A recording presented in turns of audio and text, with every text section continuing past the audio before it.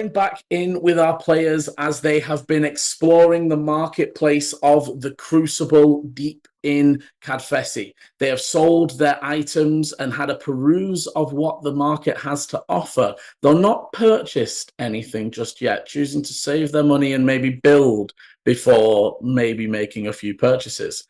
They are now beginning to make their way up the mountainside and further into the city of Kadfesi itself. You move out of the market and you start to leave the smells and sounds of the actual bustle and hustle of the marketplace. As you do, you see some more of those for Dante for the first time, but for the others, you see some more of those hoverboard, skateboarding teenagers zooming past and almost knocking down a gnome that's scrambling to hold on to a bunch of different cogs and things as they, my mind out the way, and they're like, they giggle as they just pass, and then he goes on with his way. Are you moving in any particular way? Are you doing anything? I know that you guys are heading towards the Bastion to talk to the admin building about what for like the competitions and stuff that are going on and how to enter and such.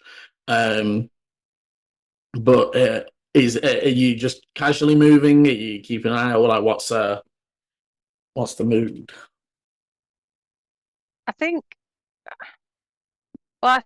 that Eleni would be maybe suddenly. I'm trying to think how I want to say this. Well, I think she's been swept up so far with the excitement, and that she can see that Volu's really excited about this stuff, and there's people happy and there's people joking. And she's now had a little bit of time to think as we're walking about the stuff that Ichi and Dante have come across, and this sort of criminal underworld, and it's bringing back some memories. So I think on the way there, she's going to start to feel a little bit paranoid, and she's going to start really watching everyone and anything that might be out of place. If somebody isn't looking happy and playing and laughing, she's going to be clocking them. Like, who are they? What are they looking at? Are we being watched? So yeah, she's probably going to be a little bit in her own head as we're walking up to the Bastion. Give me a perception as well as you begin to make your way up. For Volu, I know when we ended last time, the marketplace had been a little bit crowded and bustled, and as you begin to leave that, there's almost like that empty space in between the wards that are just paths as you sort of come out into the open air. That was 20, Liam. Oh, sorry, you go first. No, that's fine. So, as everything has been so fast and quick, and then I was talking with the what's the name of them? Cloth merchant, Taylor. Yeah, cloth merchant. But I just talked about a pseudonym for the first time, and that's kind of playing on my mind, and it's triggered memories of it. And then I'll kind of be rubbing the clover that's on my cloak and kind of just being a little bit in myself as we kind of saunter up to the Bastion. Okay, you would before I just come to Dante, you notice for Ichi they are keeping on the lookout, just similar to how you have been moving through Dante. You know, obviously, you've met up with these two now, but you also know the showing up of somebody else or others. But what is Dante doing? Dante will predominantly just keep his eyes ahead, be fixated on, say, what is happening next, and will just be kind of moving forward. Not that, unfortunately, there's not much more he would do. Okay, sorry. You begin to move, leaving the sounds behind you, and as you make your way up the hill, the sounds of the chattering and calling of the marketplace are replaced by the rhythmic banging of hammers and the soft murmuring of people at work. The air begins to grow thicker, and more of an acrid tang of burning coal fills the air as you begin to pass forges, and at first small local places, but as you move deeper, bigger, larger buildings that seem utilitarianly built, as you get deeper in and space becomes tighter, it more becomes large forges that seem to serve streets or blocks of areas. And you see many people either left and right using different, making different things. A sweat-drenched dwarf emerges, breathing and giving themselves some air before they move back in underneath. As you're making your way up, Lenny, with I'd say that Dante, you would notice at the point that they call out, but you wouldn't notice before. And Volu, I'll let you decide on at which point you sort of bring your attention to focus. But with Lenny, you looking around. While this area isn't as much like in the marketplace, everyone's sort of vying for attention. That isn't the same here, but it's no less crowded, if that makes sense. There's still people moving by. There's still people that sort of like move too close to you and you're not feeling very comfortable. And you move out into a slightly more open area around a well. And you notice very quickly there's almost like a chair that makes you look, and you see a small group of children huddled around an elderly human woman that seems to be throwing and tossing some colourful pebbles and polished stones. And as you sort of look over, she meets your eyes and says, fortune stones? Anybody wish their fortune? Just 2 copper. She's a hag, killer. Do I get any sense, me or my swarm, about this woman? Do I think she's actually got any kind of magical power, or am I just going to think this is a bit of a children's? I mean, give me an insight. I will keep my passive of 9. Volu, do you think that would snap you out? It was more directed at Lenny. Dante, you would have picked it up purely just because it's just naturally that somebody called in your direction. That was go on. Sorry. That's all right. It would, because I've been thinking a lot about the past. When I hear about your future, it's like, oh, okay, something to take my mind off it. It's a double nat 1. The double nat 1 does not do you so well. Yeah, I mean, I think you're definitely. I think your paranoia it will more normally. It's more. Oh, you can't tell. Your paranoia. If you can't tell, that means they're lying. So it's not you. You can't tell for a brief moment, and then that uncomfortableness of like, I can't read this person. No, don't trust them. But the kids seem fine. There's they just sort of like, she tells really good fortunes. Is it that I don't trust her, or is it just that I think she's play acting? When you say I think that she's lying, or I just can't tell. This is it. So your dislike of her is more the fact you cannot read her. Okay. It's you look at her and it's like she could be genuine, she could be legit. You can't tell, and that makes you feel uncomfortable. She hasn't said a price, has she? 2 copper is what she shouted. 2 copper. Sorry.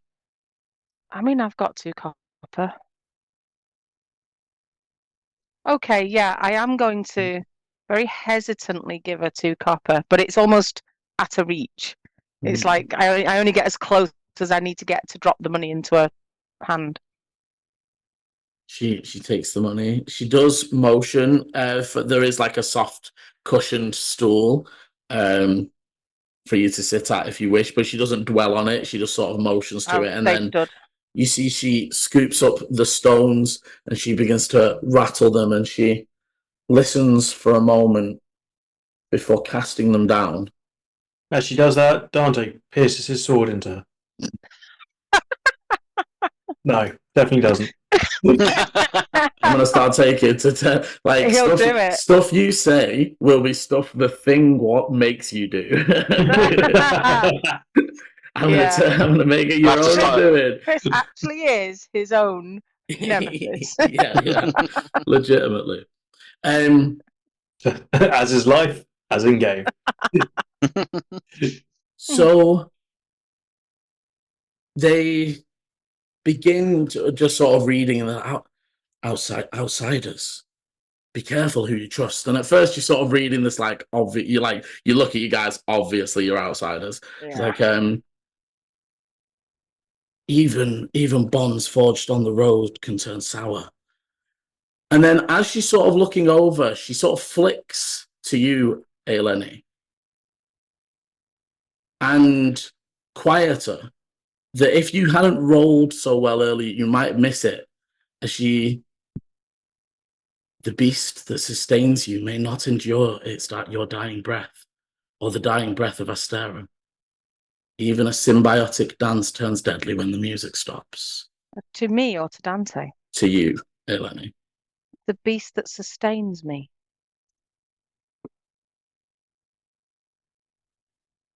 May not survive me. May not endure the dying breath of Astera. Even a symbiotic dance can turn deadly when the music stops. Okay. I'm not going to say anything. I'm watching her very closely, but I'm not. And she just comes back and would anyone else? And immediately do I gauge? Do I gauge anything from Eleni?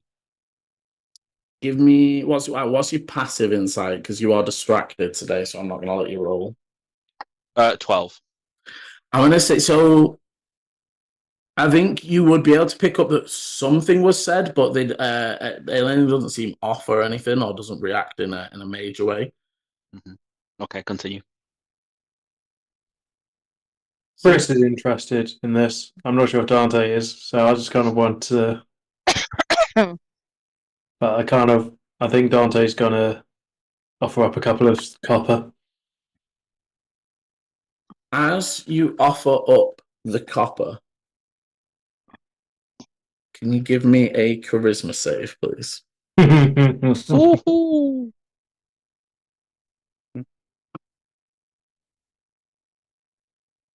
Uh-oh. 13. Okay. As you reach out and you put the copper in her hand, and as she takes them, she's sort of, ow! And she drops them, and they to the table, and there is welt marks in her hands, as she's like, they're hot. And she I need to get these seen to, and she sort of scoops up her coins and sort of begins moving back towards her house that's behind, and you can see she's like running cold water onto them. Dante, as you look at the coins, they don't look hot in any way. They're not like glowing. I picked it up. I want to follow her in, Liam. Yeah, she just goes just within the like over the shelter where there's like a bucket of water, and you can see she's just sort of keeping it cool. Okay. I mean, is there anything I can do medicine-wise to help her? You could help her wrap it and clean it, but it's it may make sure it doesn't get any worse. You know what? I'm going to give her a potion of healing. Okay. But as I'm getting the potion out and holding it out to her, I want to say, "Let me see," and I want to actually look at her hand. She'll show you. It's not like as you look at it, it's not like the whole coin has imprinted in. She definitely let go quick enough. Yeah. But they're almost like there's two definitive lines where the edges of the coin hit, that are almost at the point of blistering, where it's just bringing up to blister. You actually think, I'd say, because it's relative, isn't it, damage? So I'd say that with generally what you know of medicine, it's not significant damage. You do think that if it was wrapped and kept clean and cool for now, cooling the skin at the moment, and yeah. But I don't know if Dante did something then, and if he hurt this woman, or if. Because, I mean, he wasn't. I mean, well, you were holding the coins, weren't you? And the coins weren't burning you. And your perception, he didn't do anything. He didn't cast anything. There was no move of steam or heat off Dante themselves. There's no flare up like you've seen when he fights. Okay. I mean, depending on what your passive is for perception or insight. Well, I mean, Perception's a 17 and insight's a 14. then I would say that you probably got maybe you glanced over and you probably could see that he was confused. Okay. Ichi, In which to, case, to I've got a +4 in Well- medicine, so I'm thinking I could at least help her wrap something up or have a look. Mhm. And then I want to go look at the coins and see if they're still hot. I've picked them back up. Okay. I'm looking at them like kind of. Ichi would probably put a hand on Dante's shoulder and probably just quietly say, maybe we should move on soon. Okay. I would just very quietly murmur to her, I'm sorry. And then I would turn and walk away. Dante's just like looking at these coins.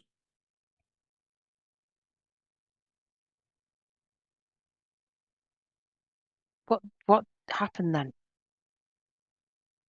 I do not know. These coins, are they hot to you? And just opens up his hand. You won't Hot drop to them in me? your hand this time. If I pick one up? If you go to touch it, it is hot to the touch. Not enough that it will, again, like you touching it like that in a Yeah, controlled just way. enough to. It doesn't, it's sort of red, but it doesn't Yeah. burn you. But yeah, you imagine if you caught these. Yeah. So I'm just going to be like, ow. Yes, they're hot. Hmm. What have you done to them? I have done nothing. Dante will just swiftly turn around and start walking. Each you would follow. He will, I think. It's kind of annoying he's not here. Yeah, it is, but so yeah, Dante will speak with Ichi and is just like, I am eating things. on purpose. No. Look. He would move his hand close enough to feel the heat radiating. And they are dying down now. It's not like you're permanently still heating it.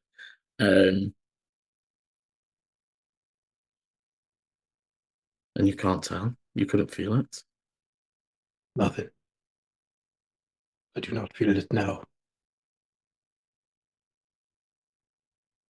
Careful who you hand metal items to then.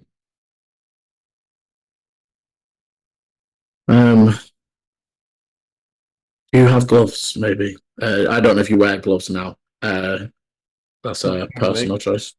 Maybe it is skin contact. I do not know how it works, but we should maybe try some things. But you do continue forwards. Volu and Eleni sort of trailing a little bit behind as you can sort of see them talking to each other. That was very strange. When this all happened, did I feel anything? Like, No. There was no kind of like warmth from me. There, as in like no kind of.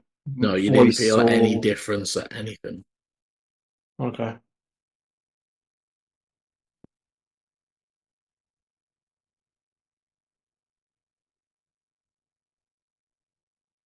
I would sort of, as I'm walking with Volu, Down. I would just be like, that was very strange. The coins were hot. Even after were they still burning, or They would have burned me if I'd have picked them up, but they didn't seem to be burning Dante at all. was he glowing like he was before? No.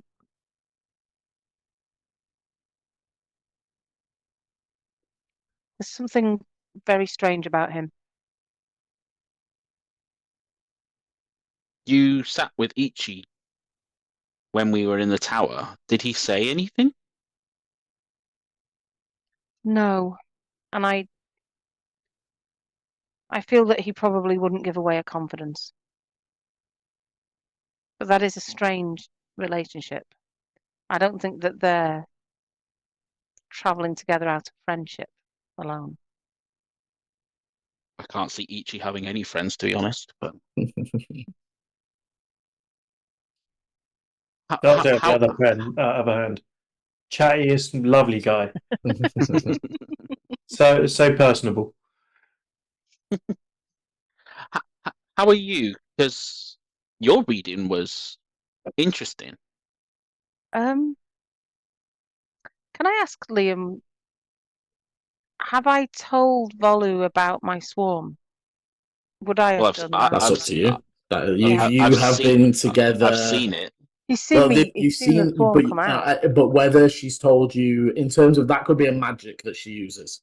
You know what I mean? Like you can make your magic look however you look. You've seen wizards that cast spells that look like owls and birds. So that it's purely up to you. Obviously, you've been traveling together 3, 4, 5 months ish, something like that. Yeah. Okay. So it's up to you whether you've explained in full or. So I'm going to say so far I haven't really said anything, but now I would say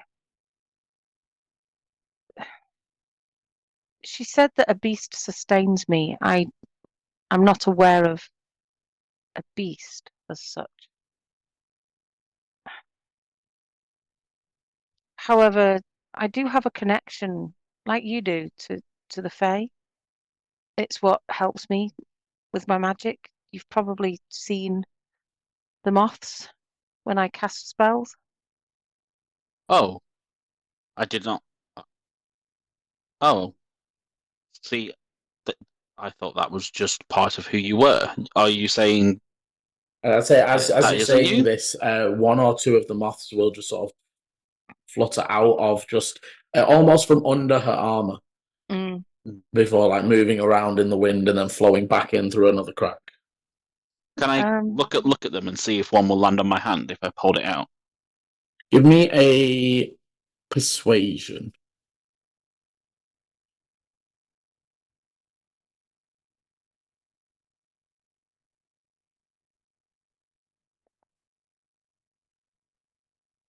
It's just a straight 13.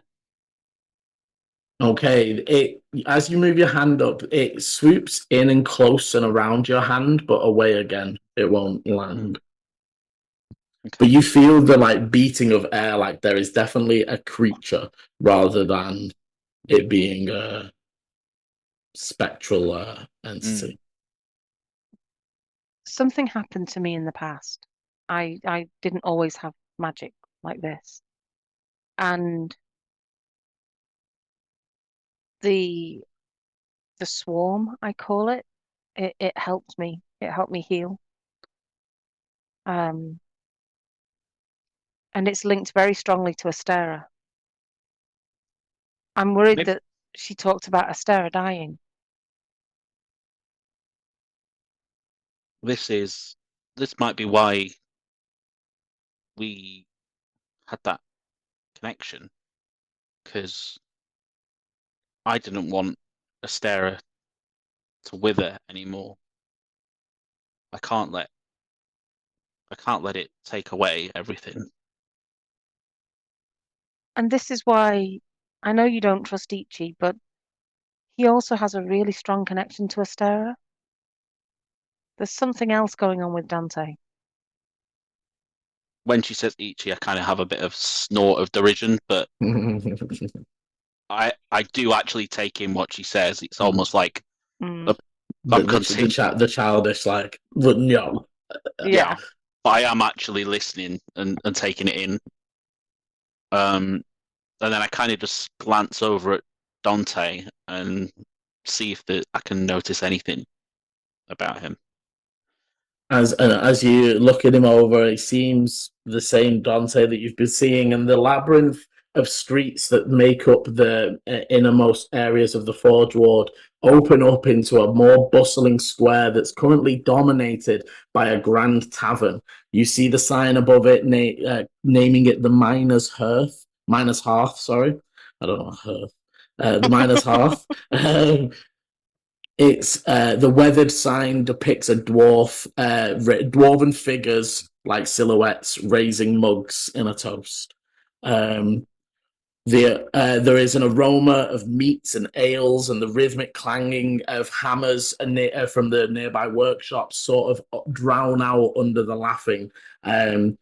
As you're sort of moving across this area, if you imagine you're almost moving straight across the square, and this is on the eastmost side. It's sort of like a 3-story tavern inn. 2 dwarves are currently sat on the stairs. One of them seems quite tall for a dwarf, very broad, and a belly that definitely shows his fondness for the ale. Thick, fiery red streaked beard, braided into knots. And you can see he's sort of like arm in arm with another dwarf that's much smaller, more stocky, and a brown beard. Looks to be much younger than the other, and they're currently telling another group of anyone who'll listen different. Have you heard the tale of the Whispering Caves deep beneath the mountains? They say the tunnels twist and turn, haunted by the echoes of forgotten miners, the whispers of ancient secrets. And you can sort of hear them sort of telling these tales and twisting the stories. You can stick around to listen or move on through. It is purely up to you. I mean, Ichi and Dante were up in front. Have they stopped, or are they just going straight on? And I know Dante's not here to answer that. Yeah, because I think we would probably we're behind them, aren't we? I should probably repeat all that as well, shouldn't I? I couldn't hear everything. I'm kind of like was trying to. So yeah, Dante, as you and Ichi enter this courtyard and can hear these the 2 dwarves sort of spinning their tales to anyone who'll listen nearby, very clearly inebriated in the mid-afternoon drinks. And you can hear them currently talking about the Whispering Caves deep beneath the Mornell peaks. They say the tunnels twist and turn. Would you stop or would you just continue? Because if you guys continue, it obviously, like, basically, if you imagine you're walking along one side of the courtyard and they're on the far east side, but you can hear them at this distance. Unless there's a reason to stop, Dante's not going to stop. Anyone can. Well, he's not exactly somebody who's going to ignore anyone to say, "Hey, do you want a way over here?" kind of thing. But he's very single-minded, like it wasn't tunnel vision. Tunnel vision. Yeah. And I think Eleni, unless Volu wanted to stop, Eleni's interested enough to look them over and probably go, drunk, harmless. People seem to be enjoying this. Mm-hmm. Carry on. Do you know what I mean? I think she'd weigh them up for, does this look like anything's going to happen? And if they're all looking like they're enjoying themselves, she probably wouldn't stop unless Volu wanted to stop and listen. Everyone would kind of carry on walking. I'd kind of slow down in my walk and just listen a little bit longer and almost come to a stop to listen to the story and then realize that they've carried on. Okay. And then kind of... so I'd say that you sort of, it seems like the 2 that are arm in arm are sort of like jumping in on bits of the story as the other one comes in with some say there are colossal gemstones, the heart of down in the heart of Kadfesi, pulsing with strange magics that can change the fabric of reality. It was like, wives' tales. I said, no, I was told by a lone fire sprite, my friend. Befriended a dwarven miner centuries ago, gifted him a magical pickaxe that still now today people search for. He delved deeper than any miner before and disturbed a fire elemental. The city was engulfed in flames and the pickaxe was lost forever, unfortunately. As then Volu, you sort of snap back to. I'd say that Eleni probably stopped at the end of the street. Sort of, you would have definitely noticed. If she noticed that Volu wasn't with her, she'd stop and turn around. But for I imagine Ichi and Dante sort of got a bit further up the hill. Dante Ichi would have sort of tapped on the shoulder. Actually, I don't think your perceptions are high enough to notice, to be honest. I think you two are sort of just meandering slowly still further into the ward. But Vola, so your attention was sort of snapped back. Yeah, and then I'd kind of see Eleni looking and almost go like, oh dear, and then just kind of scurry and catch up and go, sorry. It's fine. Were they saying anything interesting? There was talks of a magical pickaxe and a big gem down in the mines. Okay. Seems like they've got a lot of tales to tell. I think they've been enjoying themselves probably all morning. Sounds like a good way to enjoy a morning. Yes. Maybe later. Maybe we can have a drink later. Let's catch up. And you would be able to catch up. At this point, you would. So I imagine Dante and Ichi would have stopped at a point where the road seems to split. You can see that the main road continues. I'm trying to think of the orientation of the city. I think it would be southwestward, I think. But basically, the main road continues through to the Mythic Ward. And that's where you guys made your way down here the first time with the carts, where you made your way through the open gardens and the spacious large buildings that you thought were the libraries and such. But you also see quite a number of the locals seem to be heading up towards the left, and as you peer up that way, you can see a large set of almost shiny black steps that are carved into the side of the sheer cliff face that separates the wards for most of in some of the cases. You know that one leads you straight to the chantry. So you guys were down in the Crucible. So the Crucible is on the flat. That's on the plains. That's where we met with the old lady and traded. No, so that's where the market was. Yeah. Right. You went up into the Forge Ward, which is these sloped areas where all the miners were and stuff, and where the upper shelf bit, the second shelf in the Forge Ward. Mm-hmm. So that's where the miners' hearth is. The first shelf is where you came across the miners' hearth. So I heard to say it, and I was just like, what? Yeah, I'm gonna keep saying it probably. The first shelf area. Maybe it should just be canon. It's just her. They couldn't spell, and it's just HER. The first shelf of the Forge Ward is where you encountered the lady with the stones, and you can either go forwards along the main road, which takes the gentle slope up into the Mythic Ward, or you can take the steps that you haven't seen or taken before, but a lot of the people who are just on foot generally seem to be taking that way. It seems to be mostly like wagons and carts and stuff that are going on up. As you do sort of move to this bit where there's a separation, you actually notice they're almost like floating platforms. And again, you're seeing this the Zikard gemstone that you've seen on the bottom of carts and stuff, but it's almost, if you imagine, just a 10-foot by 10-foot steel plate with a Zikar crystal in the center and on the edges, and it's currently stacked high with boxes and cargo that's tied down with rope, and they're being just pulled like by one hand on it by a person, that's just pulling it by hand, moving this large floating crate, sort of maneuvering it. You can see that there's almost like a caravan of them. There seems to be all the same, and you see at points they like lock together and move as one, and then at points where the streets become narrower, they disconnect from each other. And as you've been moving, as you get further up, you start to see more of the Aether Stream vehicles that you have heard about. But yes, would you like to take the steps which will take you to your destination faster, or head through the Mythic Ward and take the scenic route to see more of the city?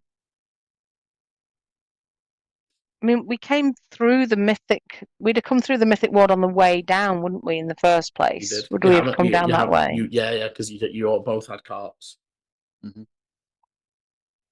What I time think of I'd probably. time of day is it? We are probably about 2 p.m. ish. I think I'd be tempted to go for the steps, but it's yeah. I'd look at them and kind of go, and then That's true. You've only got little legs. and Up then to you then. no, I'd say I think we'll take them. I mean, I'm 7 Fine. foot, right? It's like One step. Dante, are you happy to go the most direct route? Yeah. Okay, so you move off the main road and begin sort of moving through. They're still quite, they're not side roads, they're still quite wide, but they are definitely not like this large main route that you have currently been following that is like wagon sized.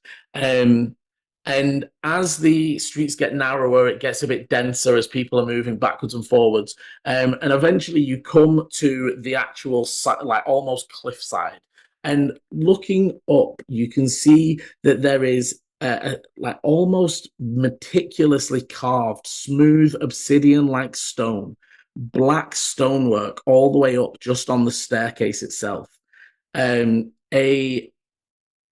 A decorative but purposeful banister edges the outer side of the staircase. And you can see it sort of moves upwards, winding, and it seems to have been cut into the cliffside to make the other way up, if that makes sense. But as you sort of get to the bottom of it, you can look straight up the center, and it's almost being held up.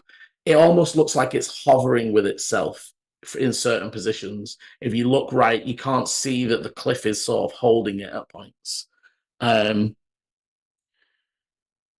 You can begin to ascend, and you see people, kids, children, everyone sort of making their way up and down. Those that are local move quite quickly up them, and not taking as much time. But as you begin to ascend, the air begins to grow noticeably cooler.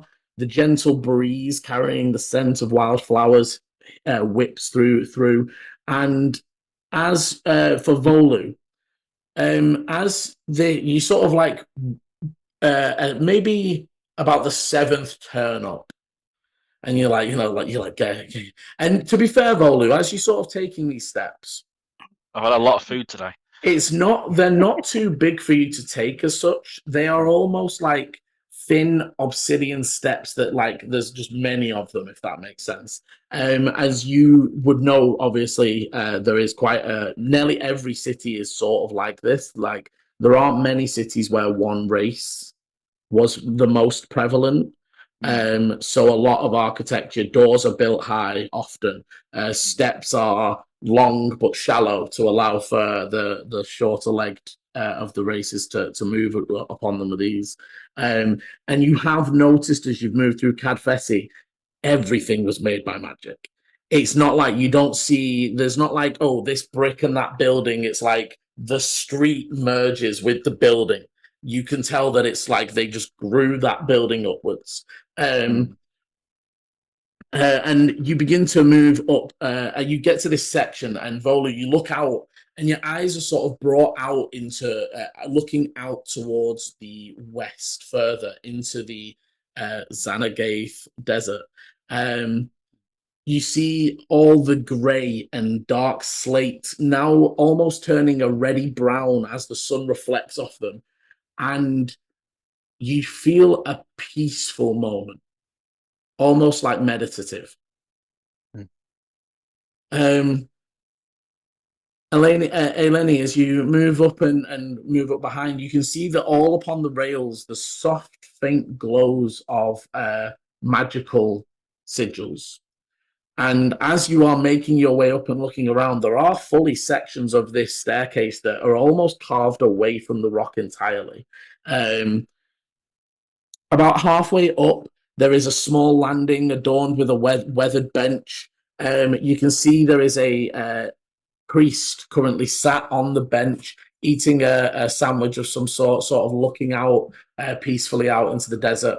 As they see you come up, they sort of nod, say, Astera guide you. And you, so those of you that are from and have been around a lot, this is a priest of the Andonite. Is there a standard response to that, Liam? And sort of Is it like a call and response? Yeah, anti you two. It's a similar thing. I would say Dante, you probably, and you would know of, like, you've picked it up from moving around, but you're from Giskia that don't really, and you're way before the Andonites really got there. So you'll have picked it up from your travels. Volu, you won't really know. You probably heard since being back here and from Eleni. But this is probably your first interaction with a direct priest of the Andonite. But very casually, they just nod to you and continue eating the sandwich. Ichi will nod, but just continue on. And I would just say, and with you. And I'd cast a glance at Volu to see how his little legs are coping with this climb. Just thinking there's a bench. Does he need a rest? Do I need to carry him? I'm gonna go up to the Andonite and say, "You've picked a lovely stop to rest." I come here every day. Why don't you join me for a moment? I'm Theo. Sorry, what was that? I'm Theo. And he sort of like motions for you to sit next to him. I'm Clovis, and then I'll kind of pew next to him, and then carry on looking at the sunset. Give me a deception, just because it's the first time you've used that name intentionally. Definitely. Come on. While he's doing that, I would have maybe just motioned to Dante and Ichi, just to say, "Go ahead if you want. I'll wait for Volu." So it's up to them whether they stay or go, but I'll hang around. We can wait. And Dante will just wander back a bit. And this area is a purposeful. It's a cut into area shelf. There is only the one bench, but you can see other areas where people have sat up against the railings, and you can sort of like look out over the edge at this point. Volu, as you sort of say the name and sit down. I got 17. Okay, you say the name and sit down, and Theo says, "Nice to meet you, Clovis." You would see they are human, average height. They seem to have a warm smile and generally kind demeanor. You can see that they are in simple white robes and bear the a symbolized necklace. You would recognize the symbol of Astera. It is a circle with a smaller circle in it, if that's easy to imagine. So a larger circle representing the planet and a smaller circle in the top right of the circle. Worshippers of Target, yeah? Yeah, but I was thinking an eyeball, but yeah. yeah. But you would see that. More up in... More on the top right. Yeah. Oh, like a glint in someone's eye. Okay, now I see what you're saying. Or a lazy eye. more like that. Okay. Got you. Or a nipple. Got you. So they will sort of pass you a small. They've got like a small pot of tea, and they pour out a small cup and pass you a little cup. Something to refresh yourselves. Would anyone else like some? They sort of ask out to the group. Dante may accept one. You will again pour a small tea. It is like a classically small cup, but then also it is like a small teapot that he's brought up here. Again, I'd like to insight just to. I'm being really paranoid today, but just yeah. Thank you. They nod. 11. Again, similarly difficult to read. However, this time your swarm doesn't seem agitated. It's still cautious, but it doesn't seem bothered by anything that's going on at the minute. Okay. So I would nod and accept a small cup. Okay, and as you all drink, not that like by any magical means that you are revitalized, but you do feel that warmth flow over you and almost gives you that invigoration again in your legs to continue the rest of the journey. And then and whenever you're ready, they just obviously he sits very quietly, but you get the feeling that they are fine to talk, but they are also fine to sit in silence. Can I check? My understanding of Kadfesi is that it's arcane, that they worship Laryxa. So can I ask him about, you're almost like, do you live here? What is a priest of Astera doing in a city that is Laryxan? Well, I mean, it was Laryxan for an extremely long time, but we have been in the city maybe 400 years. After the war, especially a bordering city such as Kadfesi, we have established a small temple, as well as many shrines to increase Astera's reach. But also there are many that come here from the indoor side of the world as well. It's indoor side of the mountains. They, as one people, deserve representation just as much as the other. True. Feel free to visit. Our chantry is when you reach the top, go straight for 4 streets and you won't miss it. Thank you.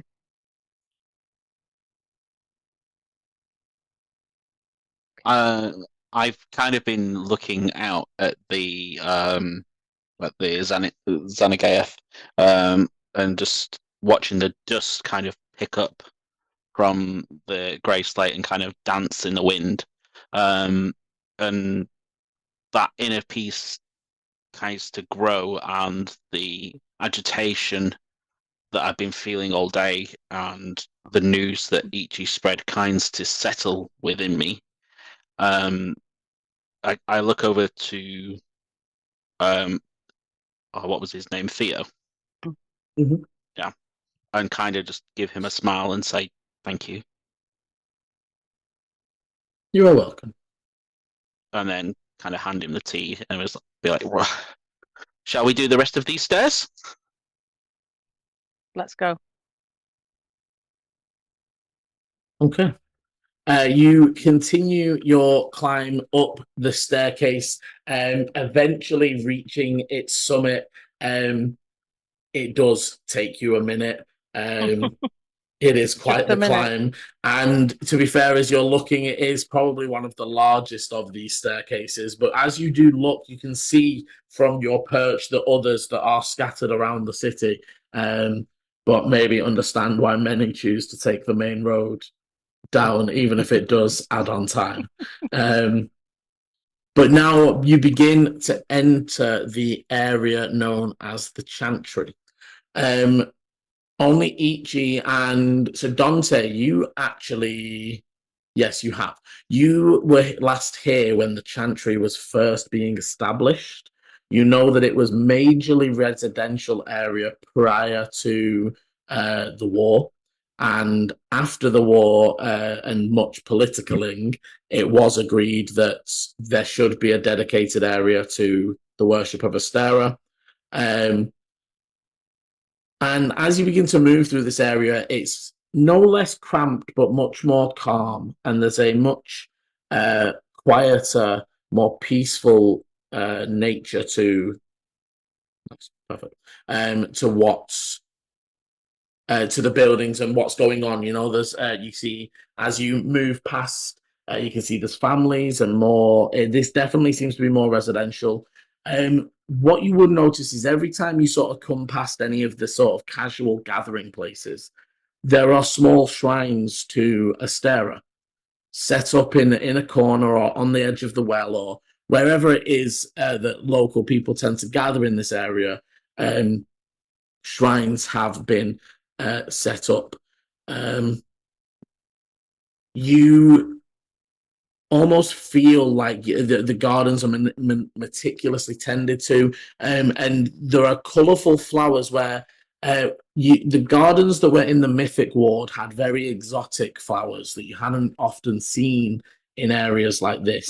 This is very natural to the area. It's mountain shrubs that have been cared and sculptured rather than bringing in a plant that looks pretty but isn't from this area.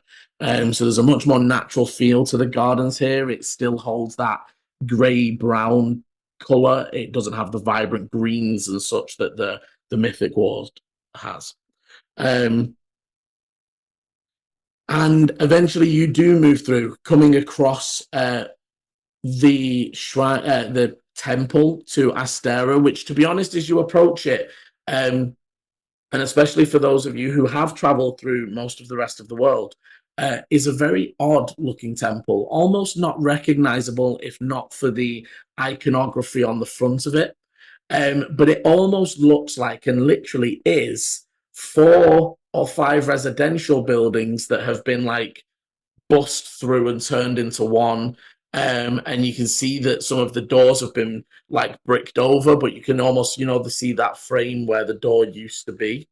They have, the colors and the drapes, and they've made it to look from the outside definitively a temple of Astera as the other ones are. But whereas nearly every other city has a temple-like building dedicated to it, this was definitely just given to them without much thought into it.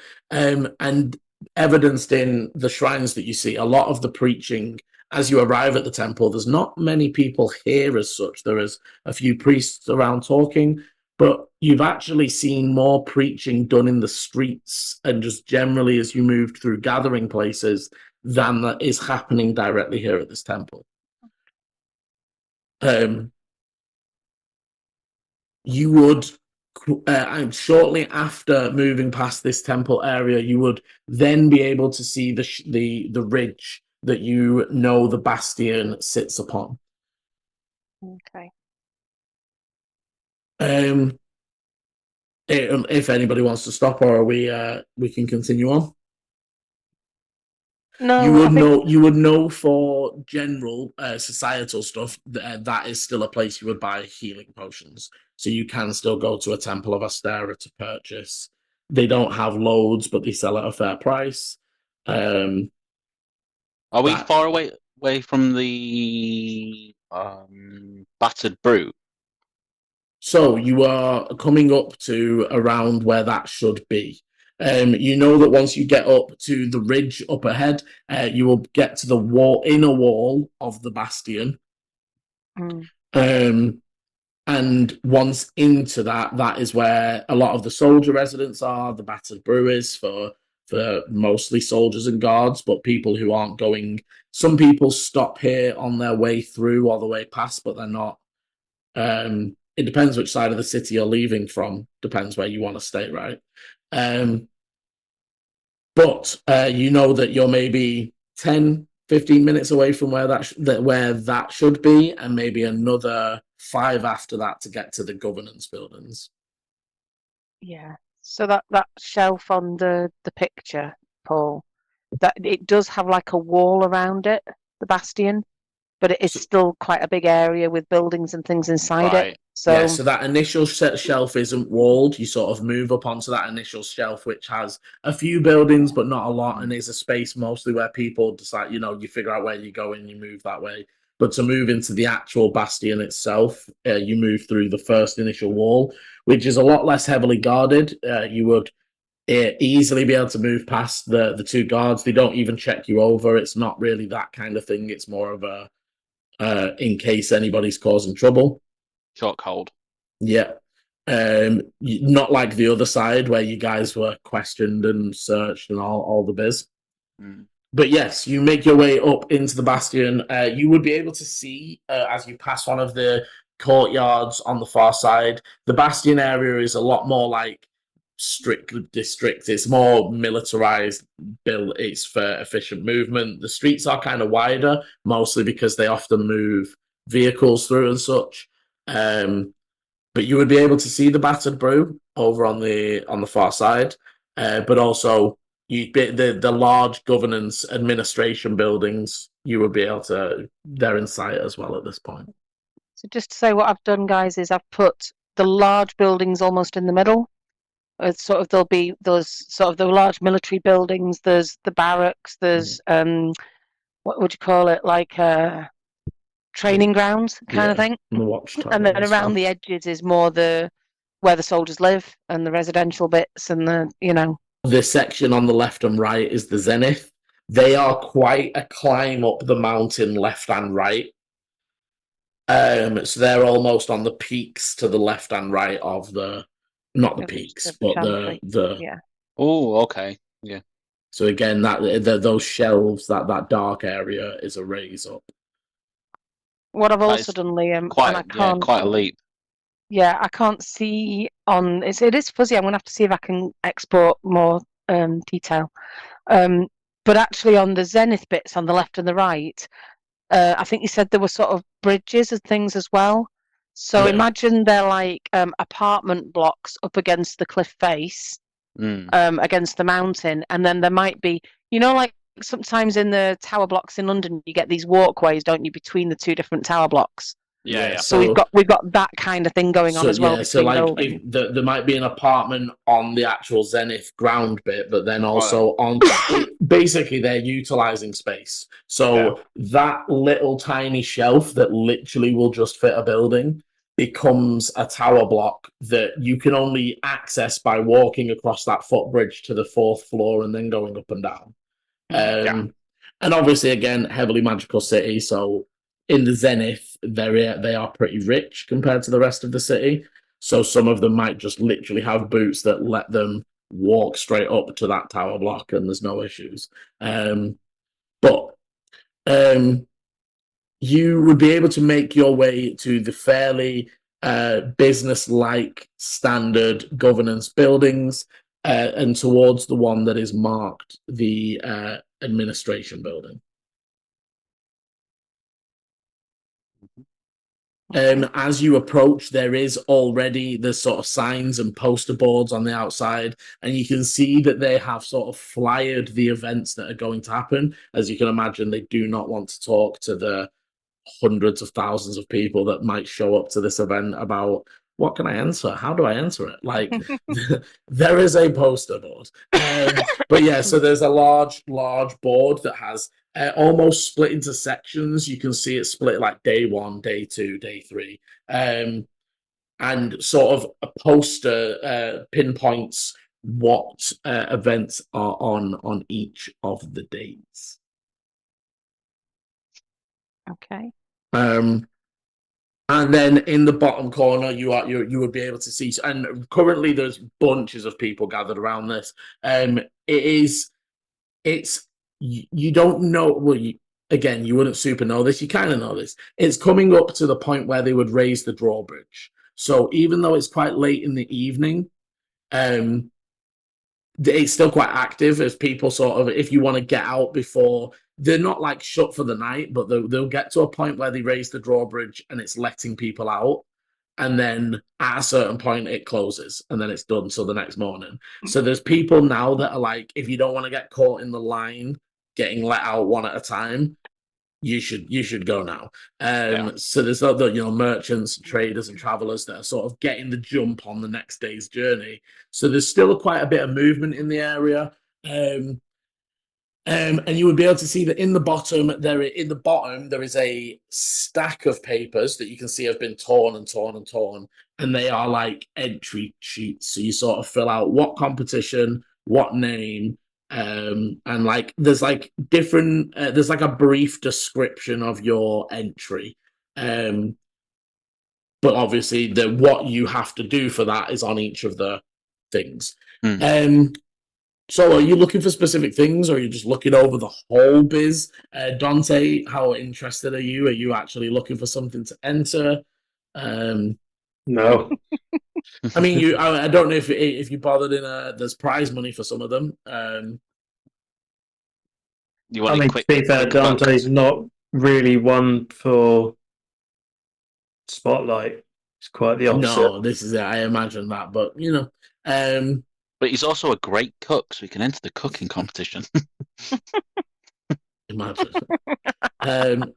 But so you would see that in the day one section, now lovely and confusingly, as all administrations are, they are referring to the competition days. So day one is day two of the festival. But Yeah. the crafting day, the day of crafts, there is the weavers contest, the stone sculptures contest, and the Jesus, I didn't have it. Weavers, don't know.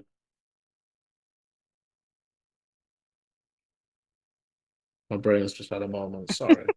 Literally, like my brain just stopped. That's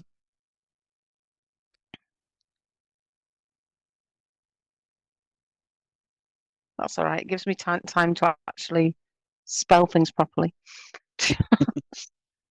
My fingers did something strange when I tried to type sculptures.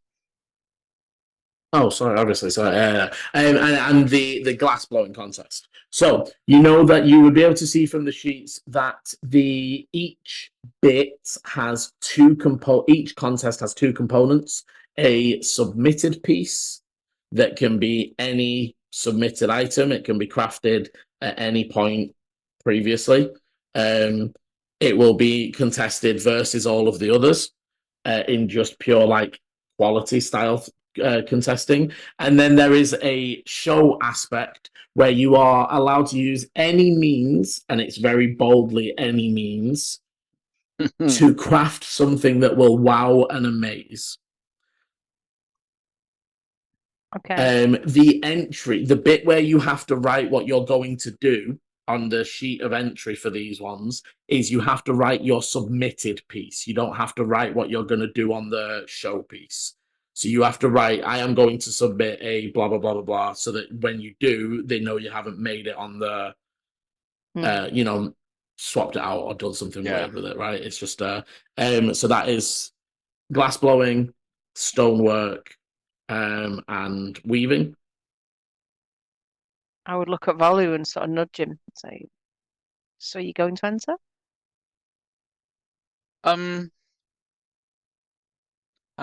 Yeah, I think I will. I think after speaking to the tailor today, yeah, I'm gonna go for it. And I kind of rush up and start filling out the form. Okay. As you're doing that, Delaney sort of glancing over and taking a look, you can see that on day two, the day of food, there is two different cooking contests. One that seems to be around like main meal sort of food, and one that seems to be like desserts and fancy. One's description is wowers and amazes with your culinary skills, and one is one's almost like oh yes, that's it. The main meal one is actually like cook a meal to remind us of Kadfesi. It's like a cultural. Okay. So the first one's like a cultural meal, and the second one's like a wowers. Okay. There is then a eating contest and a drinking contest. Okay. On the third day, it is the arts. So there is sort of a contest for each of the arts, but you can see that they are listed as rumbles. Okay. And you can actually notice on the side some people sort of looking and talking about the rumbles. And you would be able to gather pretty quickly. It's almost like they get in the middle and, like, let's say it's the singing rumble, they all sing at once, and it's almost like they can trip each other up, they can change the song, they can Oh my God. they can interfere with each other's performance. You sort of gather that it's Has anyone seen Eurovision, the film? yeah. Yeah. But basically, I was thinking more pitch perfect, but yeah. There's almost this like there's a group on the side that are talking about during the last one where one of the singers was pushed off the stage mid show with a magical hand. It's like those sorts of things fully are all go. Okay. And obviously day 4 is the Doom Hackra. And you can see that one actually doesn't have that many entrants. It has maybe currently 12 entrants. However, you also notice that lots of them aren't entered under names of like riders. It's like company names. Okay. There's like there is like that you would notice there is the Lyrics and Arcanum and the Verdant Circle, and like different factions have vehicles in this race. But you're not seeing like you would actually wait. No, it's not been long enough. You wouldn't see the names for anyone you recognize or any singular people. That one, as you look over, does say that you need to have your own Aether Stream vehicle, or your sponsor must provide one. Oh, okay. So, for money wise, all 3 of the Craftsman's contests are 100 gold, 75 gold, and 50 gold for the first, second, third. Thought you were going to say for entry. Then I was like, No. Any of the contests is 5 silver entry. Okay. The Liam, food. Sorry, on the last day, is it just the Doom Hacker? Is there No, any so other that's not the last day. stuff? So it's just the Doom Hacker. Normally, it would be multiple combat tests, but this year it is just the Doom Hacker. But you would note from that it does say on the thing that it is a race around the city.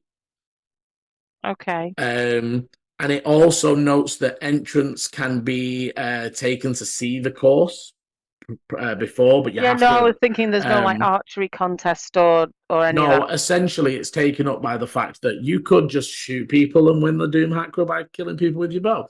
All of the combat has been sort of encompassed into this anything big go race. Okay. So, sorry, the food contests are 20 gold for the winner. Second and third place just get like honors. Mm-hmm. The arts contests are 25 gold each. Okay. And then the Doom Hacker is, as stated, I think 1,000 and a favor from the current president of the tour. Originally, I wasn't really like this. Is like Dante doesn't really care about any of those. He's going to be hide. I want to go in the Doom Hacker. Are you saying that out loud?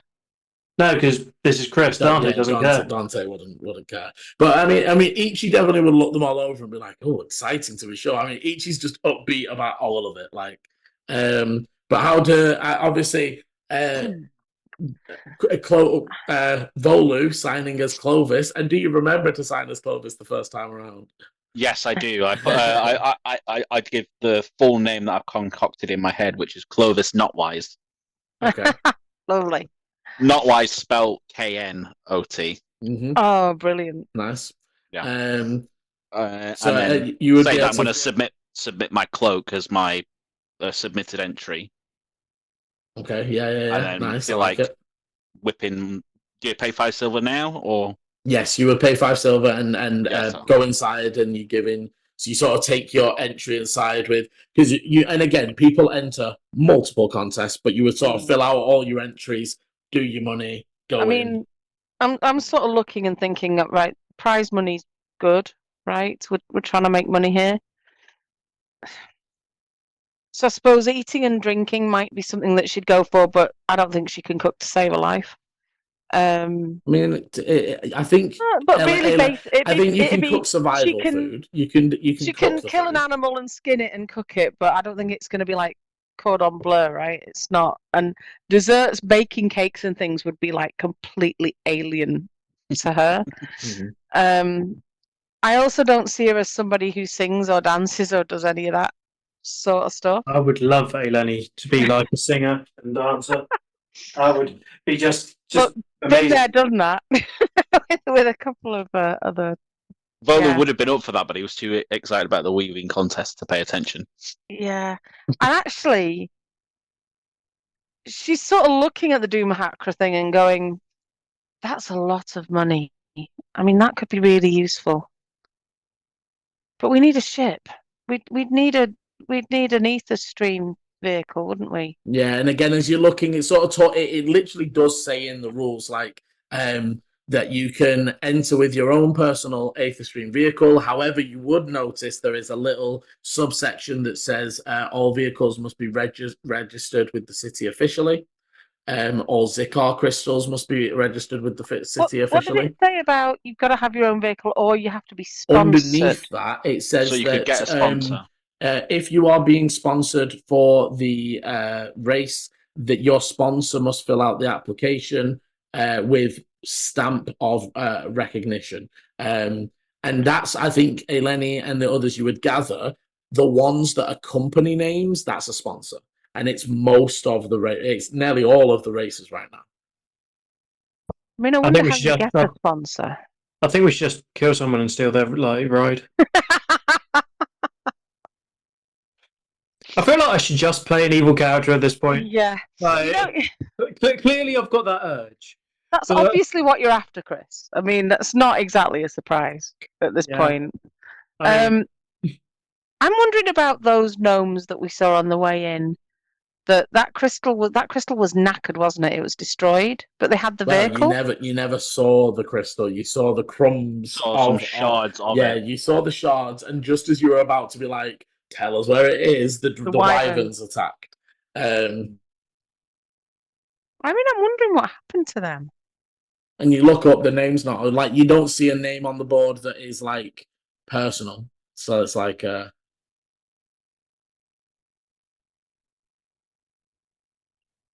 I don't know, guys. I mean, this looks like fun and the money would be good.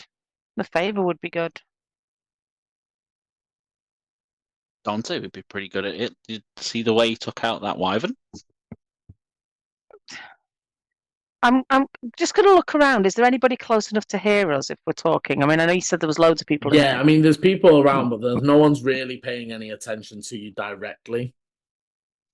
I'm going to lean in and sort of pull everybody a bit closer and say, a favor might be very useful for certain people who are looking for us or looking for you. And I'm going to look at Ichi and look at Clovis.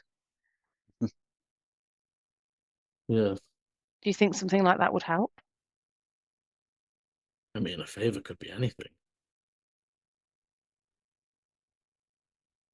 I'm sure that you and Dante can handle these people, but he would also look at the board and he would absent-mindedly sort of say to Dante, "I don't see any businesses up there that belong to them." You should do it. Maybe they have. Maybe they want in and don't have riders yet. We could always ask. I think we should get involved. Well, keep your eyes open then. I think AJ will keep your eyes open for opportunities to enter. If there are sponsors, surely there are sponsors that are looking for sponsees. So hang on. Are you saying...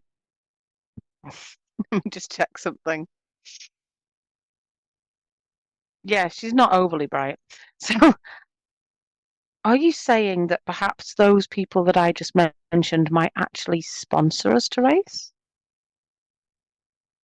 Oh, well, I mean, if they want a race, I mean, I assume they would want the favor or the money or something involved for supplying the vehicle, but... Or were you suggesting that it was safe to enter because they're not? No, I was saying maybe they would want a racer in the stakes, but I don't know that for certain, but it's just a thought. Surely if there are people to sponsor, it must benefit the sponsor somehow. I mean... How much would they take if they sponsored us? Good question. Maybe that is down to the deal you make with your sponsor. Maybe some of them don't want any money, but you have to wear their colours and fly their flags. I don't know. Perhaps that's a counter offer, though. Instead of you randomly owing them something in the future that you've no idea of, maybe this is a way of paying off that debt. Maybe it's worth an ask, but for now as well, it might be worth us just looking out for if anybody's looking for. Maybe we check the tavern wanted boards. Maybe somebody's posted that they need a driver, or they need a team. Okay. If we're set on answering.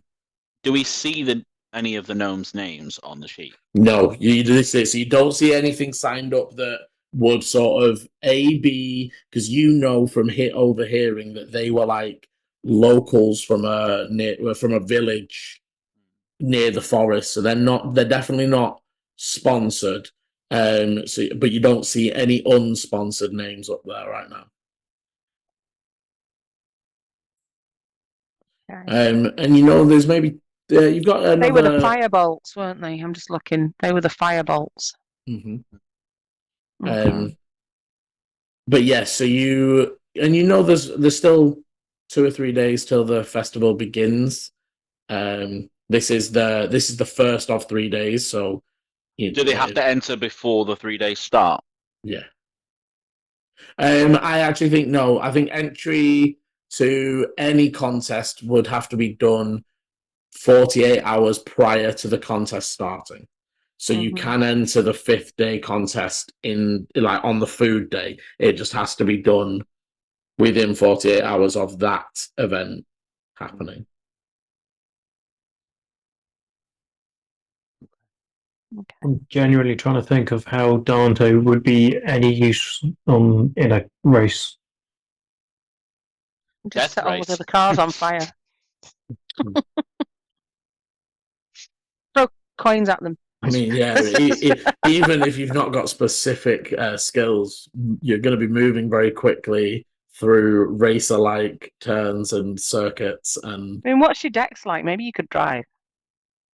To be fair, my decks are damn good. So maybe you could actually be the driver, right? I've got a plus 5 on my decks. Oh wow! And if that's not including deck saves or acrobatics. Because we're going to have to dodge stuff, right? We're going to be driving pretty fast, and in theory, other people could shoot at us, throw things at us. I'd say, as you're thinking this, though, Lenny, the only Aether Stream vehicles you've seen are almost like mini buses, like the cloud vehicle ones. They don't move very fast. But we did also see the guys on the hoverboard kind of stuff, didn't we? You did. And you saw the taken apart version of what the gnomes had, and that looked very different. That didn't look anywhere near as protected. Because what we've been seeing at the moment is sort of big platforms, wagons, vehicles to carry stuff, right? Yeah. Rather than anything particularly fast. How do we know the track? It does say that entrants can request a guided tour, but it does seem like you need to enter to get a direct look at where it is. But it's not going through any of the actual city. Only the very, very beginning will go out of the arena. There is basically, and there's probably, you're estimating, maybe about 200 foot of road before they exit the city. Right. This is all down in the Crucible. So it's down in the Crucible, and it's predominantly the outside of the city, in between the mountain pass, or the crevasse. It mentions that you guys haven't seen down into the crevasse other than when you crossed it, but you do know obviously that the mines and all that go underneath Kadfesi. But my mind just went to, this is where you would really be great at having loads of whatever they're called, like rods of immovable objects. Yeah, that's it. Yeah. Just click that and just let it down like in a bottleneck, and then just watch it tear through everything that went. We haven't got any of those on that patch cloak, have we? You Either. don't. But you do have some crazy shit like iron doors. Yeah. Just go. Or a hole. Actually, a hole won't really do anything for something that floats. Well, Depends where it goes Dante, to. give me an intelligence because this will be what you can remember I was about of to. what you have heard of how these machines work. Okay, because I was just about to say, if it's levitate, then obviously it would, wouldn't it? Because it's a certain amount. But well, I don't know shit, so it might as well be flying. Yeah. Like, oh wait, hang on, my intelligence isn't awful. I thought I was saying you've got was gonna say, good you're not- intelligence. You've got no perception. It's not. It's still not great. It's a 12, but I would say it's enough to know. So you, from what you have heard, Zikar at most can float 10 foot off the ground. The question would be about how fast the vehicle is going. If it can clear it in one, it's just going to clear it. But if you could get it at a point where it bottlenecks or has to slow down for a turn, you know what I mean? Like if they have to slow for a turn, it would drop to be relevant with the ground. And they would have to maneuver to come back up, basically. quick question, by the way, because I know I remembered there were some things for this, but the hole, does it have to go on a horizontal? It has to go on the ground. Okay. Couldn't remember if that was what we said or if it's just going to be like a ha-ha just in front of us. Just, and then Like a wily coyote. they just drive into the bottom of the hole. We'll just paint a door and then like leave it. Yeah. I was How much going to is ask the gravitational force of it? In what sense? Sorry. Like it's levitating. How much force is There it? is. Well, it's magic, so it just does. I was going to ask about the Because if it can only hover that much, then there's obviously a limit. So then that limit is based on. It is basically you've seen this, like, so the big iron sheets that were floating materials, they had multiple Zikar crystals at points. So and the vehicles only had one larger one. So you know that there's definitely limits, and balance is a factor. It's not like it auto balances it horizontal. If you only put one in the middle and then overload it on the left, it will just tip. But what you have also seen, the hoverboard kids, there is a way that you can almost use the levitation when they were riding into the wall. The pushback as it touched that plane was what was allowing them to like jump away from the wall with it. So there is a level of, if the vehicle is light enough and the user is skilled enough, you can get some jump out of it. You can get some dip and move. I mean, but there's also nothing stopping us in there. We've seen people pulling this stuff along or having animals pulling it along. I'm assuming there's nothing to stop us actually. I'm thinking like engines and rockets and stuff, right? But there's nothing to stop us propelling this, is there, in a direction? Well, if the rules on the thing is magic or a engine. Right. Okay. So they're specifically stopping. You can't use horse drawn. You can't use. That's cool. Animals. But I was just thinking, we're saying we've not seen anything really move that fast, but we've not seen anything with like a jetpack on the back of it either. So. Right. You haven't seen one of these cinder smoke engines, and it's listed. So like in the allowed things, there's the cloud engine, there is the cinder smoke engine, and then there is any magical means of propulsion. But it has to have an aether stream. The bit that sort of makes it sort of aether stream, and the judges will sort of check this. It's the combination of a self-propelling thing using Zikar. Yeah. So if you just had a magical thing that blasts fire backwards, they would accept that as you have attached a Zikar crystal and you have made a jet fire, right? Like they would accept that. You could also do the same with big wind fans, right? They'll allow things like that. They just don't allow you to strap 4 horses to the front of it and say, yo. Okay. But what if the horses have Zikar crystals in their hooves? Well, if the horses are mechanical, different story. But basically, and for Volu, this probably doesn't seem anything, but Dante, and for Ichi the same, but for Dante and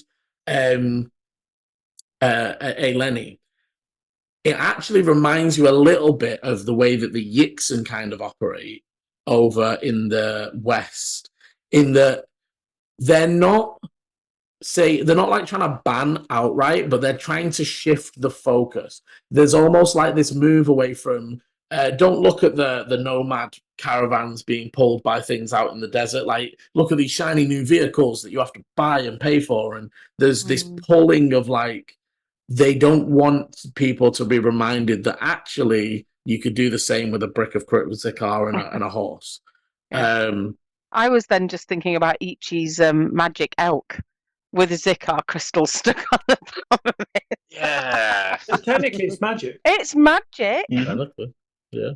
But yes, you ponder on that. I say, Volu, you would be able to head in. As you head in, there is a very bored-looking attendant sat next to 4 boxes that basically you can just go up, put your piece. As you're moving up and putting your piece in, they sort of go, which contest is it? It's the weaving contest on day 1. Day 2. Day 2. Submit your submitted piece 48 hours before the event begins, please, so that it can be displayed. I'll have to give it you now. Well, not now. He sort of looks. He's like, 2 day. In 2 days. Yeah, so the day before the festival, you'd have to give it in, and then you'll get it back on. I mean, you can come pick it up whenever, but the judges need to assess it. We need to set it for display. Is that necessary? Unfortunately, so. You could always submit another piece, but unfortunately, all submitted pieces have to be submitted and judged together right before the contest. Is part of the process, unfortunately. When will he get the cloak back? Upon the show festival, the show, yes. So basically, when you go to do your fancy one that's going to wow and amaze us, that will be presented next to your cloak, and you will take both after the contest. And you can guarantee the safety of the item. Yes, all items put in are insured for the price of the price of the item. But this item is priceless. Well, if the value of it is sentimental, we cannot obviously match such a. Maybe that is not an item to be submitting to a citywide contest. But I assure you, they are all kept very safe, and we have never had an instance of breaking or theft. Where are they kept? Oh, within the fort.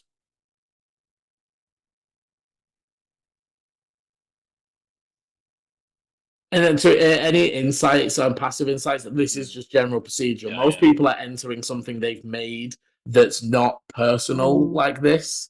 You kind of look at Eleni and almost look dumbfounded because it's up to you.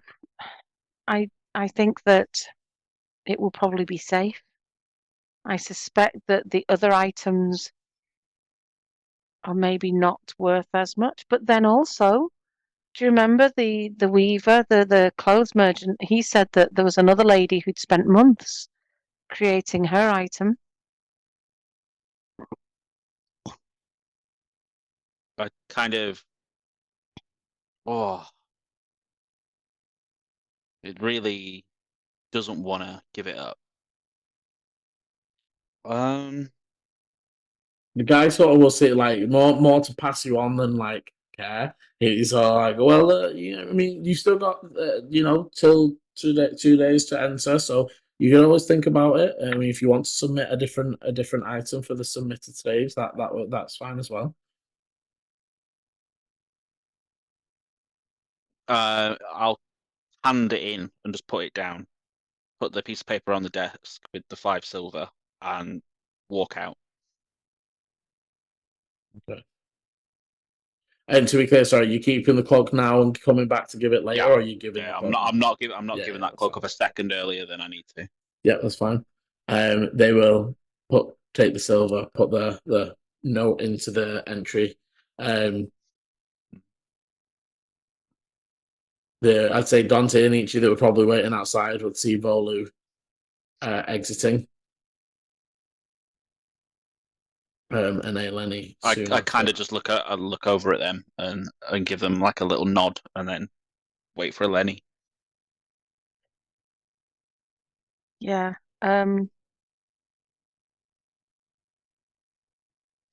I'm really tempted to just do an eating contest because otherwise there's nothing to do. And I mean, like they said, you don't have to decide today. Entry's up to 48 hours before, yeah, so you could I do don't the think I'll first enter day. anything right now. You could do the first day of the festival and still enter the food thing if you wanted to. Yeah, I might do that later. Okay, well, so you have made your way through the city. You have managed to enter Volu at the very least with some thoughts for maybe something else to enter into. Of things that you need to do, obviously, the Battered Brew is a few nights away before you're supposed to meet that guard if you are going to meet him and give him the monies. Other than that, you are left to your devices. It is about 3:30. I think Eleni's family were vets and had their own garden and vegetables and that kind of stuff. So she's very nature animal sort of focused anyway. Mm-hmm. So I'm thinking maybe in terms of downtime, it might be that she might start learning some herbalism. Maybe to be able to make her own potions or alchemy, that kind of stuff. In terms of our next steps for research, we need a library that's maps, geography, information about the world because we're trying to find half over or Arvovo, whichever one. I'm trying to remember what it's actually called now. It was Arvovo, and then you thought it was half over. You've misspoken. I'm struggling to remember actually what it's called. Yeah. So there's that, but also we've just twigged that whole thing about Astera dying. That's the first time we've sort of talked to each other about that. Mm-hmm. So we might want to do some.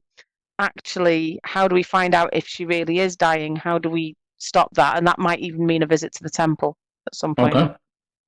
So you stand where you are in the bastion. The city is moving back and forth. You hear the calls go out for the gate close in 30 minutes. And that's the initial beginning of when they'll start to let people out one by one. And it becomes a bit more staggered. But you have the city from here. So from where you are in the bastion, you can see every area of the city itself. So you can see the shelves sticking out from the zenith wards that are almost even slightly higher than where you are right now. And then below the chantry, you can see almost much more clearly where everything is, looking down towards the mythic ward. So you would be able to see the two buildings that you passed earlier, or when you first entered. That they seemed to be the scriptorium and the library, but there is also in the far east side of the city, or the right side of the map at least, in that little the little U-bend cut into the of the shelf of the mythic ward, there's a very large glass building in that just sticks out as like entirely different than everything around it. But yeah, you could very easily make your way. None of you have been. Before we leave the bastion, though, there was that. Sorry, did we say we can't hand off the money to the guard yet? Yeah, he was on job down at the right foothill until it was one, wasn't it? Yeah, the festival? Day one of the festival. Yeah. Right. Okay, that makes sense. Which is that's 2 days away. Yeah, so basically you are on the first of 3 days. So after today, you will be 2 full days till the festival begins. I've got something that I'm going to, and Ichi's going to give me a hand with, so I want to get advantage on my rolls. Okay. Yeah. What is it that are you wanting? I'm going to sow some rumours Ooh. Interesting.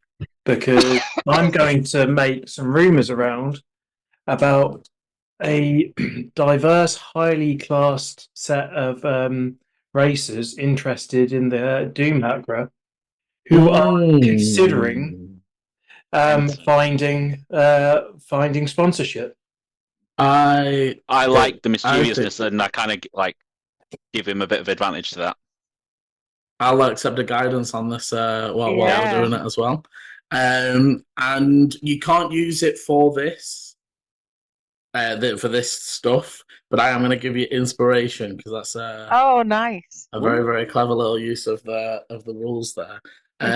So what it says here, it's DC 15 Deception or Persuasion. Which one is it? Sorry, is it which one is it under? Sowing rumours. I found I wasn't sure the first one I was reading. It didn't look like it was genuine, so I googled it and found it in another place as well.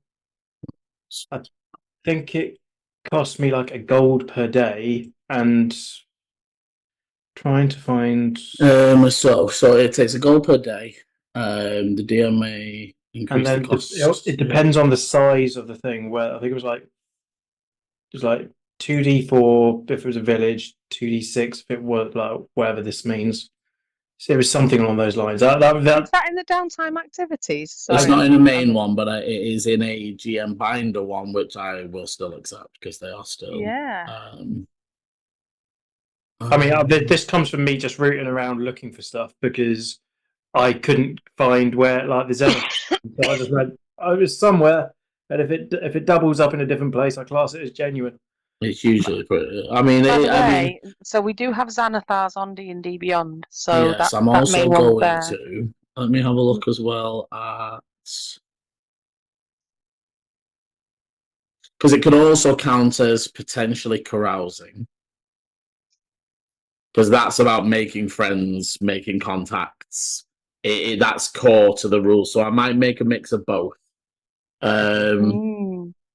So that's like making contacts, isn't it? And stuff. Yeah, this is it because there's no role in the one I read online. So I'm going to keep $1 per day. So it's $1 per day while you want to sustain it.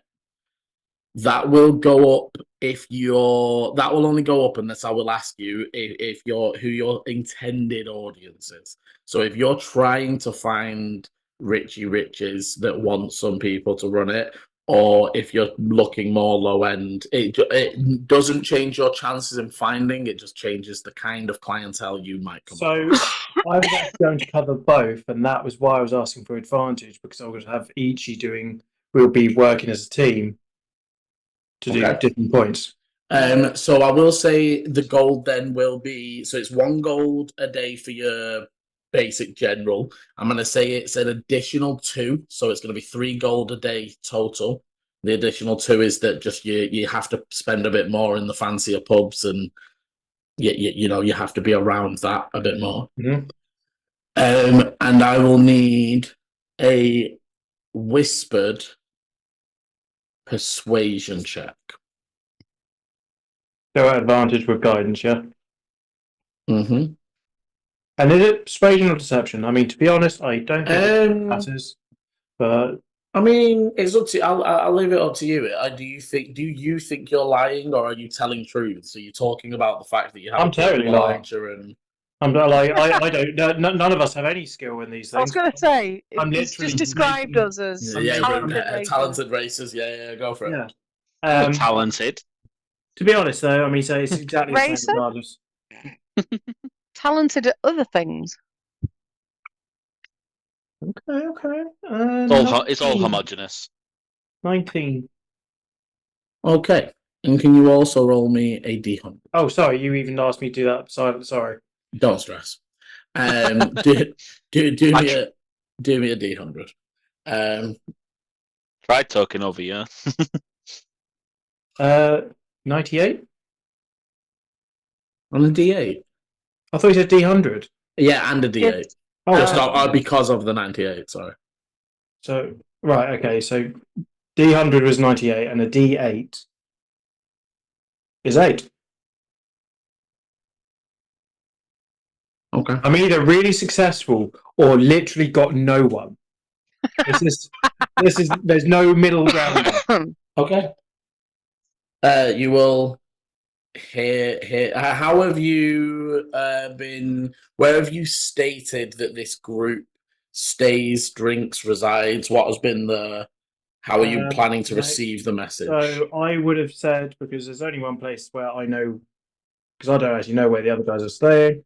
I'm going to say the place that we are staying, which was wherever that place was called. The something banner, wasn't it? Banner. There you go. These Bloody guys know.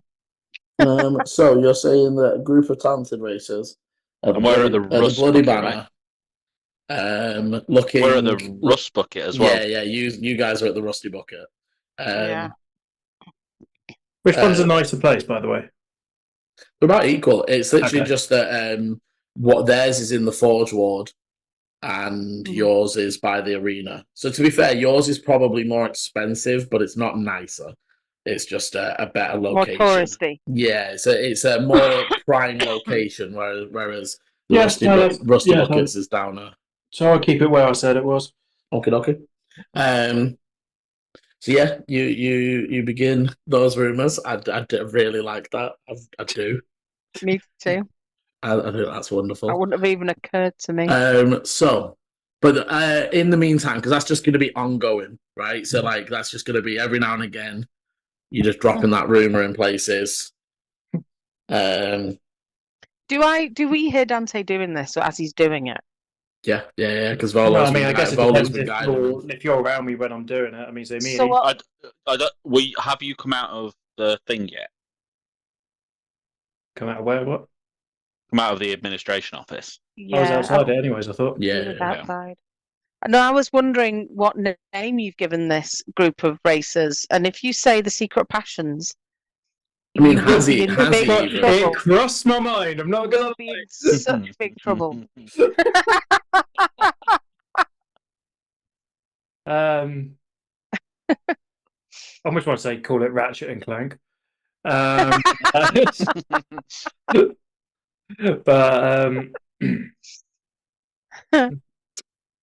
bear with me with that one and I'll think about it. Yeah, okay.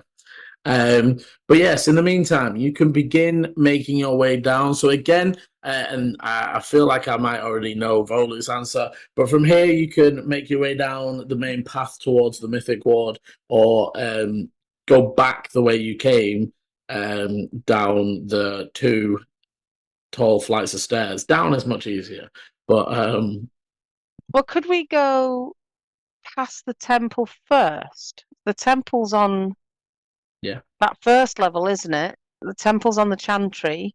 Yeah, very easily. And then we could head to the Mythic after that. And I know, sorry, that Dante's probably not as interested in the temple, but I think we need to do some research there as well. Yeah. Okay. And I also, I don't know if the research that you guys need to do would be in the same place as the research that we need to do. I mean, I would say as well, one thing to note, Dante, in terms of, yes, Arcane is very big. The other people that do a lot of like binding and stuff and curses and all that sort of crap is temples. I imagine you have already talked to temples of Astera, and with it being one religion all round, it doesn't change often the answer.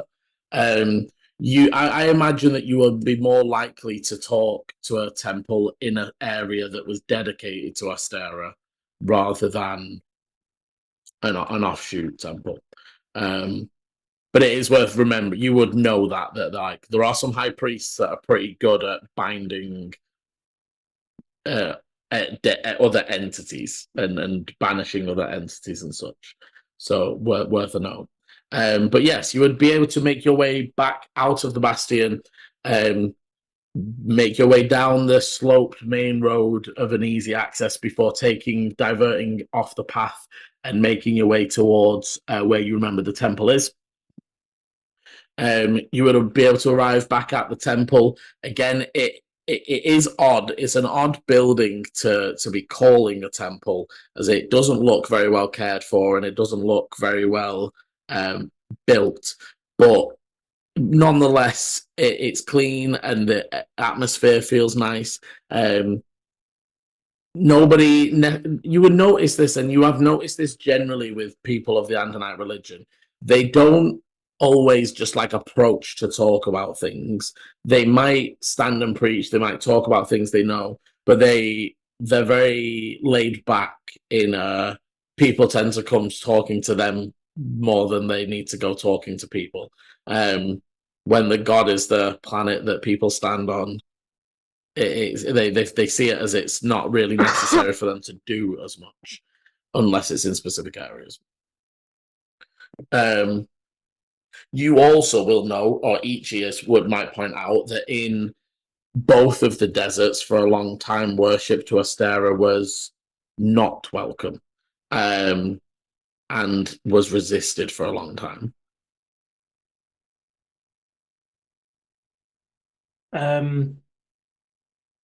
So, I mean, I'm not going to lie, I pretty much was only listening with about a quarter of an ear whilst I was trying to think of like everything, think of names. Dash and Drifters. Dash and Drifters. No, this is an open question. Dash and Drifters? D&D? As in dashing drifters, or dash hund drifters, or dash I heard the dog Daxon. Yeah. I was like, yeah, because is it dash I was going Dash drifters? and Drifters. Okay. Or drift and dashes. Doesn't have the same ring. No, I don't know. I quite like dash and drifters. I'll keep thinking because I don't think it's. I'll put it there as a question mark for now. Okay. But yeah, so you would see a few priests sort of outside in the garden area, sort of just generally tending. A few people meditating nearby. But yeah, you would be able to either enter or you again like this area generally seems there are people milling around. And before we go in, I would just stop Volu and sort of pull him back a little bit and just say, you know earlier when the fortune teller said to me about Astera and about her dying, and then you said something as if you knew that. Is there something wrong with her? This is why I tried to find my home. I was happy in the Fae. I had adequate life, but things started to wither and change, and something must be wrong. And I just had, I'd say, a calling to come and try and find out what's been going on. Do you think Ichi knows this? I mean, he's literally one of the first races, right? If we're going to believe the stories. We could ask. No harm in asking. See if he feels any different. I would include Ichi and Dante probably as well, and just say, did you know this? Are you aware of this? um, Did they hear the fortune as well? no, their perceptions are not high enough. But Dante, Ichi would definitely not have heard this before specifically. Obviously, there is the historic tales of Larixa wounding Astera if the Andonites are to be believed. He would say that he was brought up Larixan. Most of the nomads in the deserts are. Maybe the reason why I didn't like him. But he himself doesn't actually really, and he would tell you his oath is not to either faction, or he doesn't care whether it's Larixan or Astera or Andonite, it's to protect the people who live on this planet from things not from this plane. Okay. So he doesn't really have any stake in the. And they've been quite busy recently with Dante. and Dante. And for Dante, obviously it's up to you how you've got a longer history with this stuff. You're probably, and actually I was going to ask you this. I don't know how. You're not old enough to remember the destruction of Giskia, but like it's still a thing even 400-500 years on, that like every bad thing when you were growing up, your granddad probably blamed on Lurixa or religion.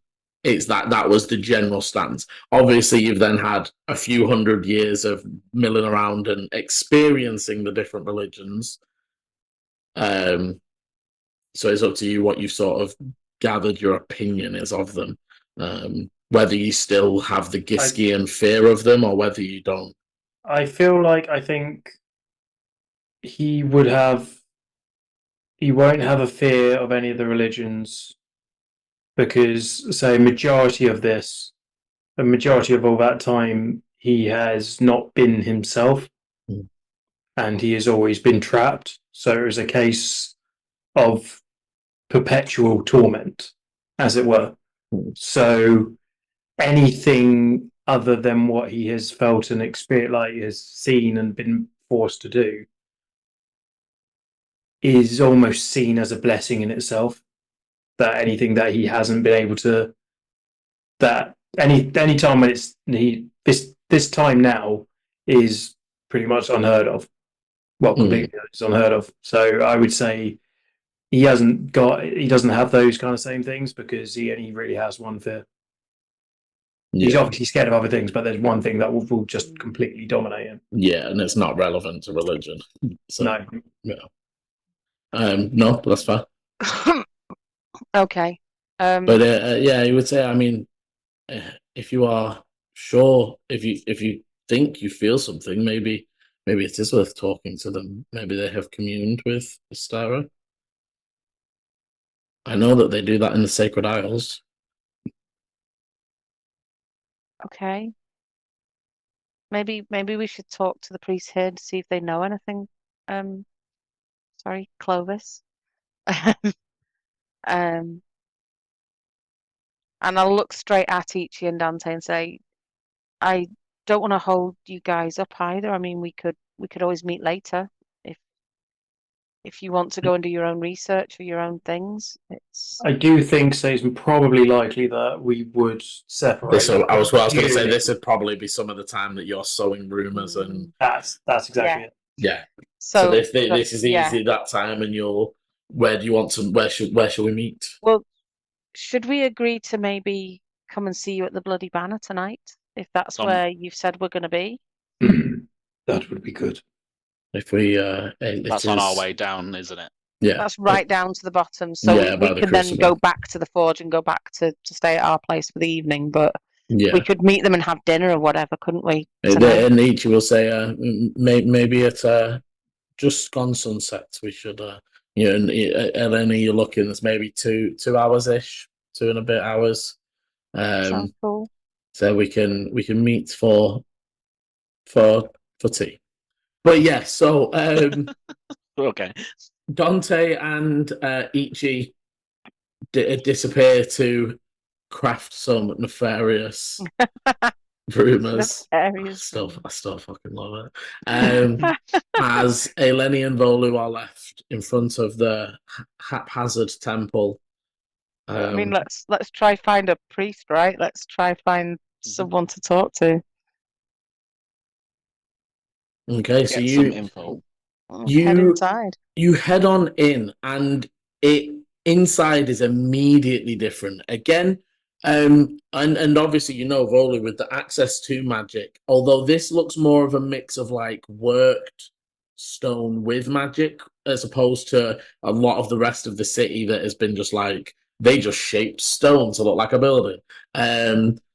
This is definitely like somebody used magic in the crafting of that stained glass rather than those sorts of things. The first 2 floors of the buildings have been hollowed out to give, as you step in, this almost grand hall feel. The plants and decor of the outsides, and you can see as you've stepped into like pews, as there's like a space to give sermon. The upper areas, there is a balcony level on that second floor, but they seem to have used still some of the rooms on that level. And there is currently a floral grundon with almost like purple and red flowers, petals sticking up over the shoulders and almost draping down a little, almost as if they're a little dehydrated, but they don't look in any disrepair. Like a bit wilted. Yeah, not wilted. It's almost like drooping, as if they're wet almost and like holding down. And they are currently just preparing a small like altar made of a tree stump that's growing upwards and outwards in like a grasping stance. Okay. I would approach and try and remember what the hell we say. I would say Astera guide you as I approach. And to you too. I am afraid you are a little early for the sermon, but you may pray if you wish. I must, however, prepare things. They are sort of they will start. They're there listening, but they're just still sort of moving things around. Yeah, I would say, thank you. I do not wish to disturb you from your task. However, my friend and I wondered if there was somebody we could talk to. I myself am just an acolyte. My name is Lefton. Lefton. Yeah. The High Priest Arcana. So ARCENAIR.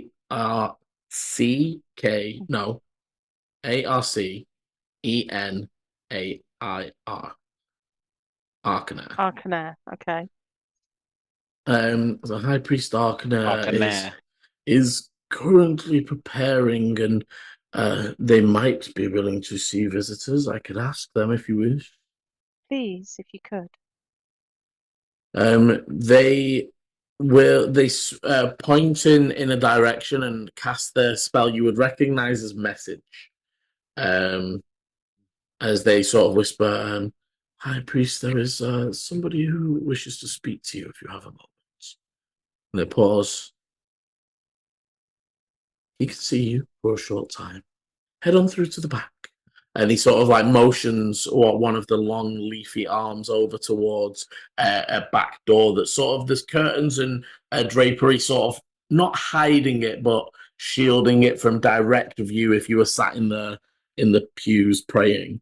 That you would be able to move through to. Go on, Chris. The Crimson Blaze. Ooh, like that one. I was wondering, yeah. I'm still thinking. I wondered if Liam would appreciate that one as well. I like it. You could have the Clandestine Spirits, which is just synonym for secret passions. But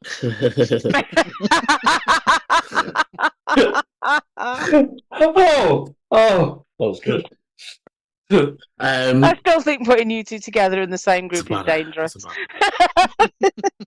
It's magic, absolute magic. Oh wow! I may have made a mistake. But yeah, so Bolu trips down the stairs.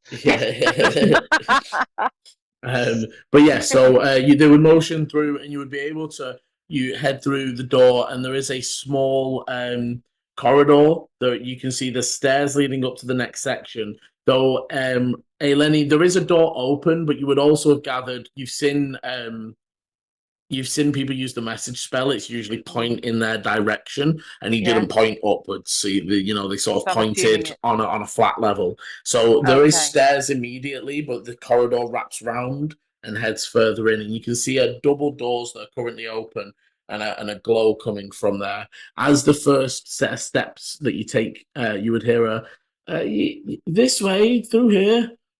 I don't have too long, but I'm willing to talk if you need.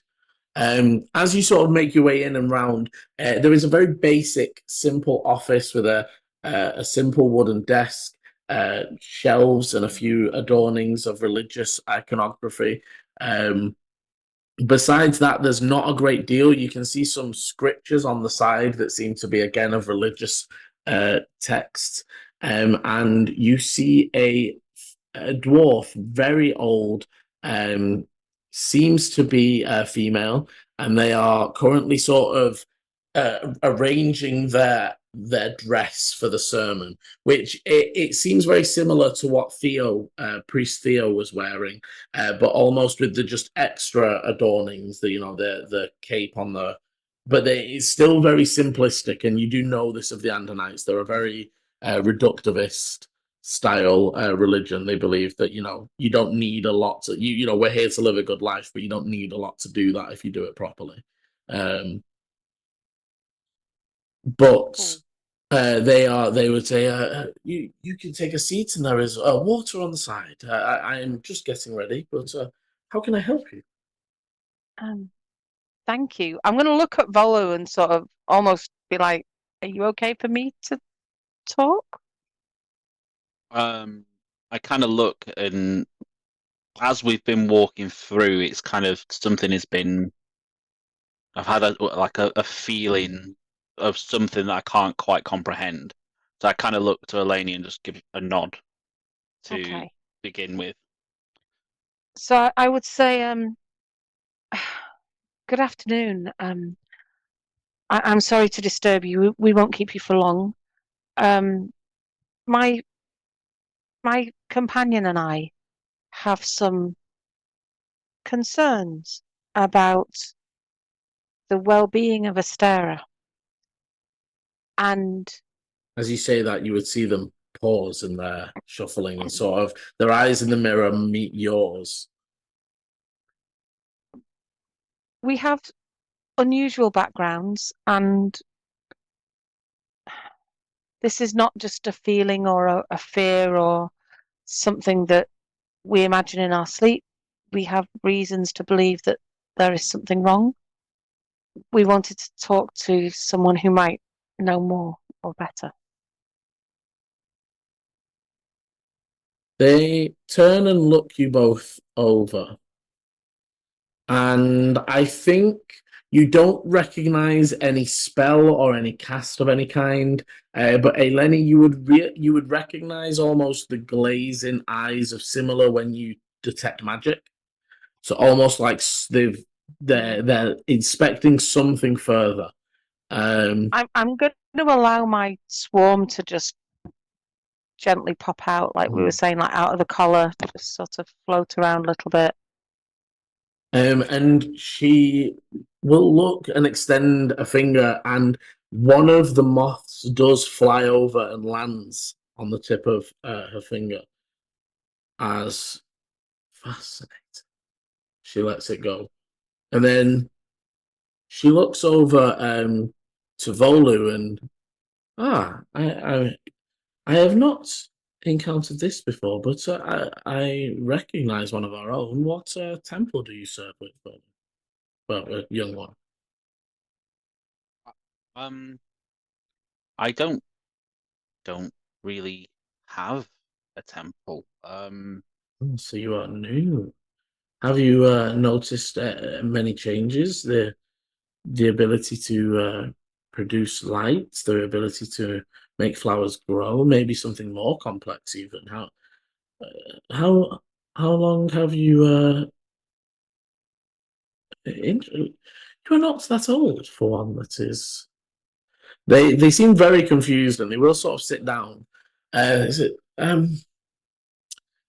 both of you are very interesting, and to answer your question, yes, we do believe that maybe something is wrong with Astera. I mean, something has been wrong for a very long time, ever since Larixa did what she did. I would say both of your insights pick up less of a. So sometimes you've seen priests talk about Larixa in like a very hateful way. There's less of a hate, and it's more of like a understanding or Like try. that was a shame kind of thing rather than a. Yeah, or less of it's a shame and more just like there's no point in hating on her now. You're like almost like what's the point in hating somebody for a mistake? That sort of vibe. Yeah.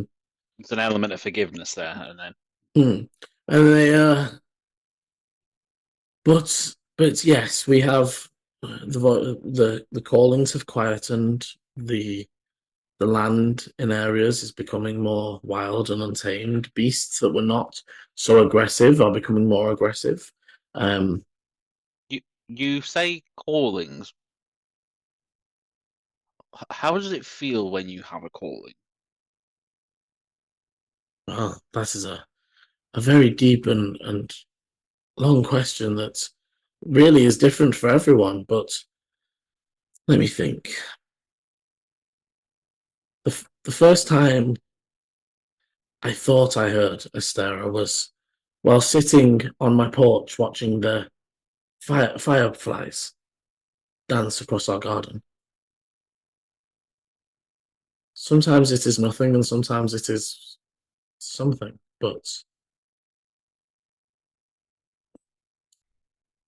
that what you are experiencing now, sorry, your name. I'm sure she mentioned, but I am a high priest Arcaner. Thank you. I am Eleni. I'm conflicted because I don't But- really want to lie to this person, but I was gonna say, Liam, every time Eleni introduces herself, she's been lying for a long time. But this is the difference. You like, Yeah. and I won't ask Volu for deceptions every time No. forever. But he has made this name up in the last day. Yes. Well, and maybe remembered it a bit, but like he has made this decision in the last day. And also, to be fair, I'm going a bit off Paul's reactions, right? Like Paul, Yeah. a little bit of why I'm going to ask for a deception this time is to cover the Paul- hesitation. Paul- If Yeah. you want to cover the hesitation, or if you're gonna, I'm debating just actually saying my name because yeah, well, this is it, and it I was is up to saying you. It is the up to you. feeling the feeling. Have I felt anything from Astera since I've walked in the building? No, but you have been very calm. Like all that, almost like you forgot you were in a city for a second. You feel like you're back wandering through the forest, and you've just come upon this building rather than you're in the dead center of a major city. I think I'm gonna say my actual name only because when I asked about the calling, it was very similar to the first time I heard Astera, and there's just an element of trust to have in this person. There's nothing that my passive insight is saying otherwise, is there? No. No. So I would say, and I'm Bolu. Well, what you are experiencing may not, but sounds very similar to what many of Astera's followers go through. Do you know the story of Astera, of our planet? I'm assuming that Eleni would have heard the usual. The general gist, yeah. But Volu wouldn't necessarily. Only a little. The stories I had when I was very young, but So they almost seem faded in the memory.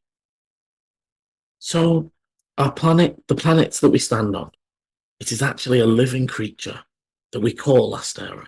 That is the name that we heard from it the first time that our Helig Antorin first spoke to them. They are very old, and they do not have the capability to see what is on our planet, but they can feel. And if you are able to listen, we can hear it. The calls that we speak of are those moments when we are so at peace with ourselves and where we are in that moment that we are actually able to hear what Astera is saying. If it is true in your case, I would advise you to head to the Sacred Isles. The waters there can confirm they glow with when the energies of Astera are present on a person. That is how the first Helig was chosen. For you, Eleni, you have heard of the giant waterfall on the Sacred Isles. You've never physically seen it. But you have heard that lots of priests of the Andonite religion venture there at least once in a lifetime. It's like a pilgrimage kind of thing. Yeah, because it's almost seen as like there's. I don't know how much you would have come across it directly, but there's definitely that level of like, how much did the water glow? Are you bathed in holy light, or was it just, how devout are you? And from what you do know and will have experienced is Astera priests come in all forms. You have met Astera priests that teach you ways to smuggle stuff into cities and how to get through the establishment, and how, there is every kind of cleric you can imagine prays to Astera, because it's just about being devout and at peace with yourself enough to hear the calls. Okay. Many though that hear it don't become priests. They just continue just occasionally getting whispers, and many just learn to ignore them altogether. So maybe at some point no need to rush. I myself have still not been to the Sacred Isles yet, but I luckily found my faith and ran it. I grew up in the Imdor area, and it is very commonplace that priests in that area will travel to villages and seek out those that might be able to hear the call. That does not happen so much in the other lands. And you said that the callings have quietened. They're happening less often? Yes, only even within those who are well-established priests are claiming a struggle to hear the calls in the last year or so. I know that we are looking into what has happened, but it is such a endless list of possibilities. The initial thoughts is maybe that the place to look would be over in Giskia, where the land was separated by Lurix's magical blast, but we so far have found nothing.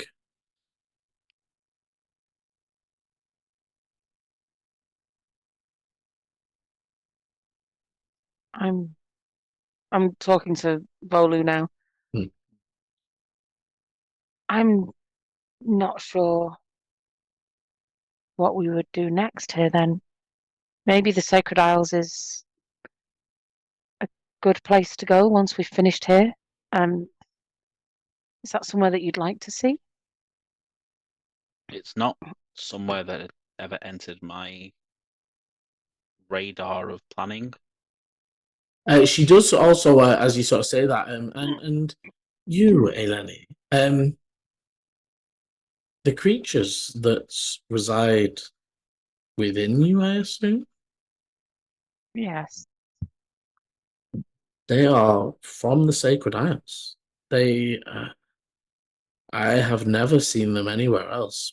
Occasionally we are able to summon them with waters from the Great Falls, but they are a type of spirit that the stories are said that long ago the connections between the planes thinned during a night of Galaris, and a bunch of fey creatures ended up on our side of the plane, and you all know this. Obviously, you know, like the forest to the south is filled with fey creatures, and it's fairly well common.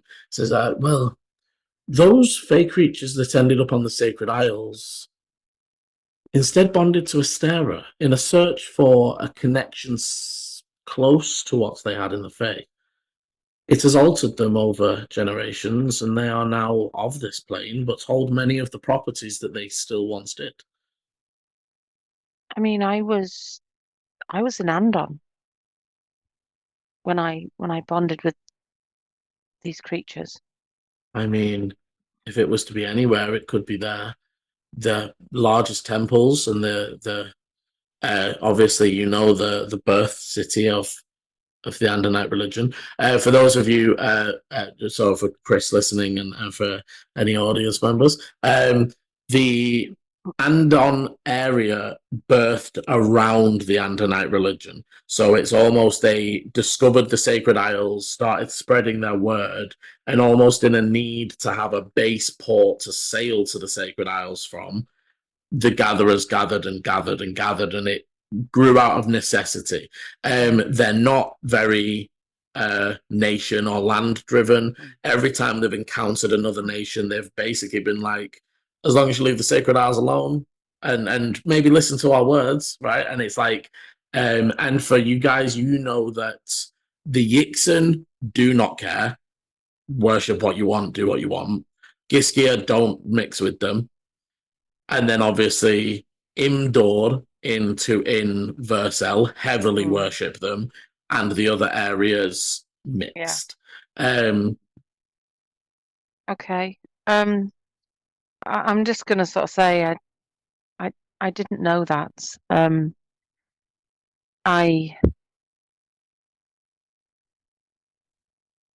I didn't consciously invite them in.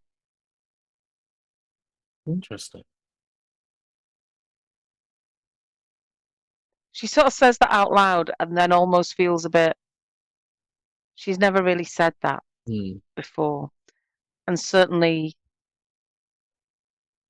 almost feels awkward that Volu's here to hear that as well. That's I think so. She would pick up a little bit on the awkwardness, and she would say, "It does.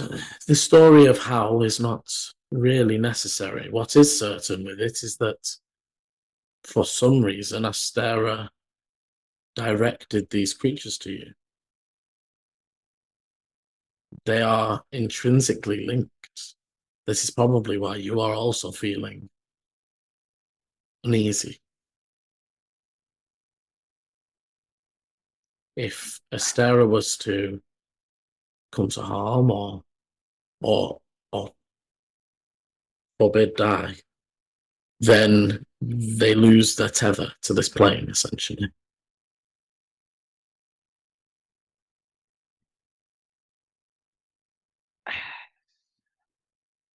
Eleni's literally gonna say, "I think I need some air," and she's gonna nod like with respect at the high priest, but she's gonna go out the room and she's gonna leave the temple and go and stand outside. She will then wait. She'll let Volu spend as much time as he likes, but she's had a sudden oh shit, and she just needs to get out of there. She will watch as they leave, and then they will stand again and begin ruffling before they pick up something off the side, Volu, and bring over to you a wood carved, almost like bracelet with the symbol of Astera in it. There is no pressure, but here is something for you to focus your prayers should you need. And then she closes her eyes for a second and says, may your steps be light on Astera's soil, and may your hearts be open to her whispers. If you or your friends need to talk again, you are welcome. But for now, I must prepare for my sermon. I'll take the bracelet, but as I take it, I'll kind of take it there, but then kind of clasp my hand over the top of her hand and just hold that for a moment and stare into her eyes. And say, will we be okay? I do not know. And I'll kind of just nod and take and scurry back out of the hall. Yeah, And kind of nod at the person who's preparing, and then the Grundon waves as you exit. Are you all right, Eleni? Eleni. Eleni's sort of sat next to. I'm assuming there are gardens around. Yeah, this is the it's so almost like it was a street and has been made to have gardens, but there are gardened areas. She's going to be literally sat, if she can squeeze herself in, she's going to be sat surrounded by flowers and sort of like close to the ground.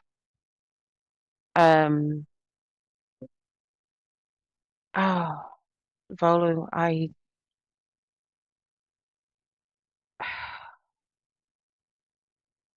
I'm really scared.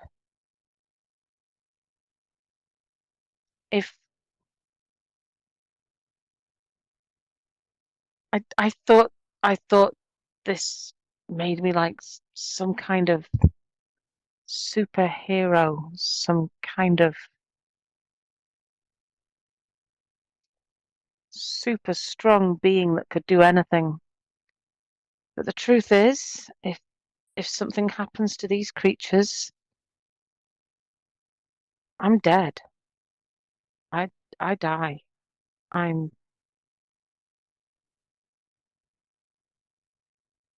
I know it's a lot to take. The priestess, she spoke so clearly and with such conviction that it almost made it feel inevitable. But we do not know when that will happen. And all things begin and all things end, but there is the time in between, and that's the time that we have together. And we get to choose what we do with that time. And then at that point, I'm going to kind of just get her hand and give her the bracelet and say, think on this anytime you worry, and know that you are with more than just your creatures. She's gonna sort of smile, like wry smile, and then she'll just sort of whisper, but I have things to do.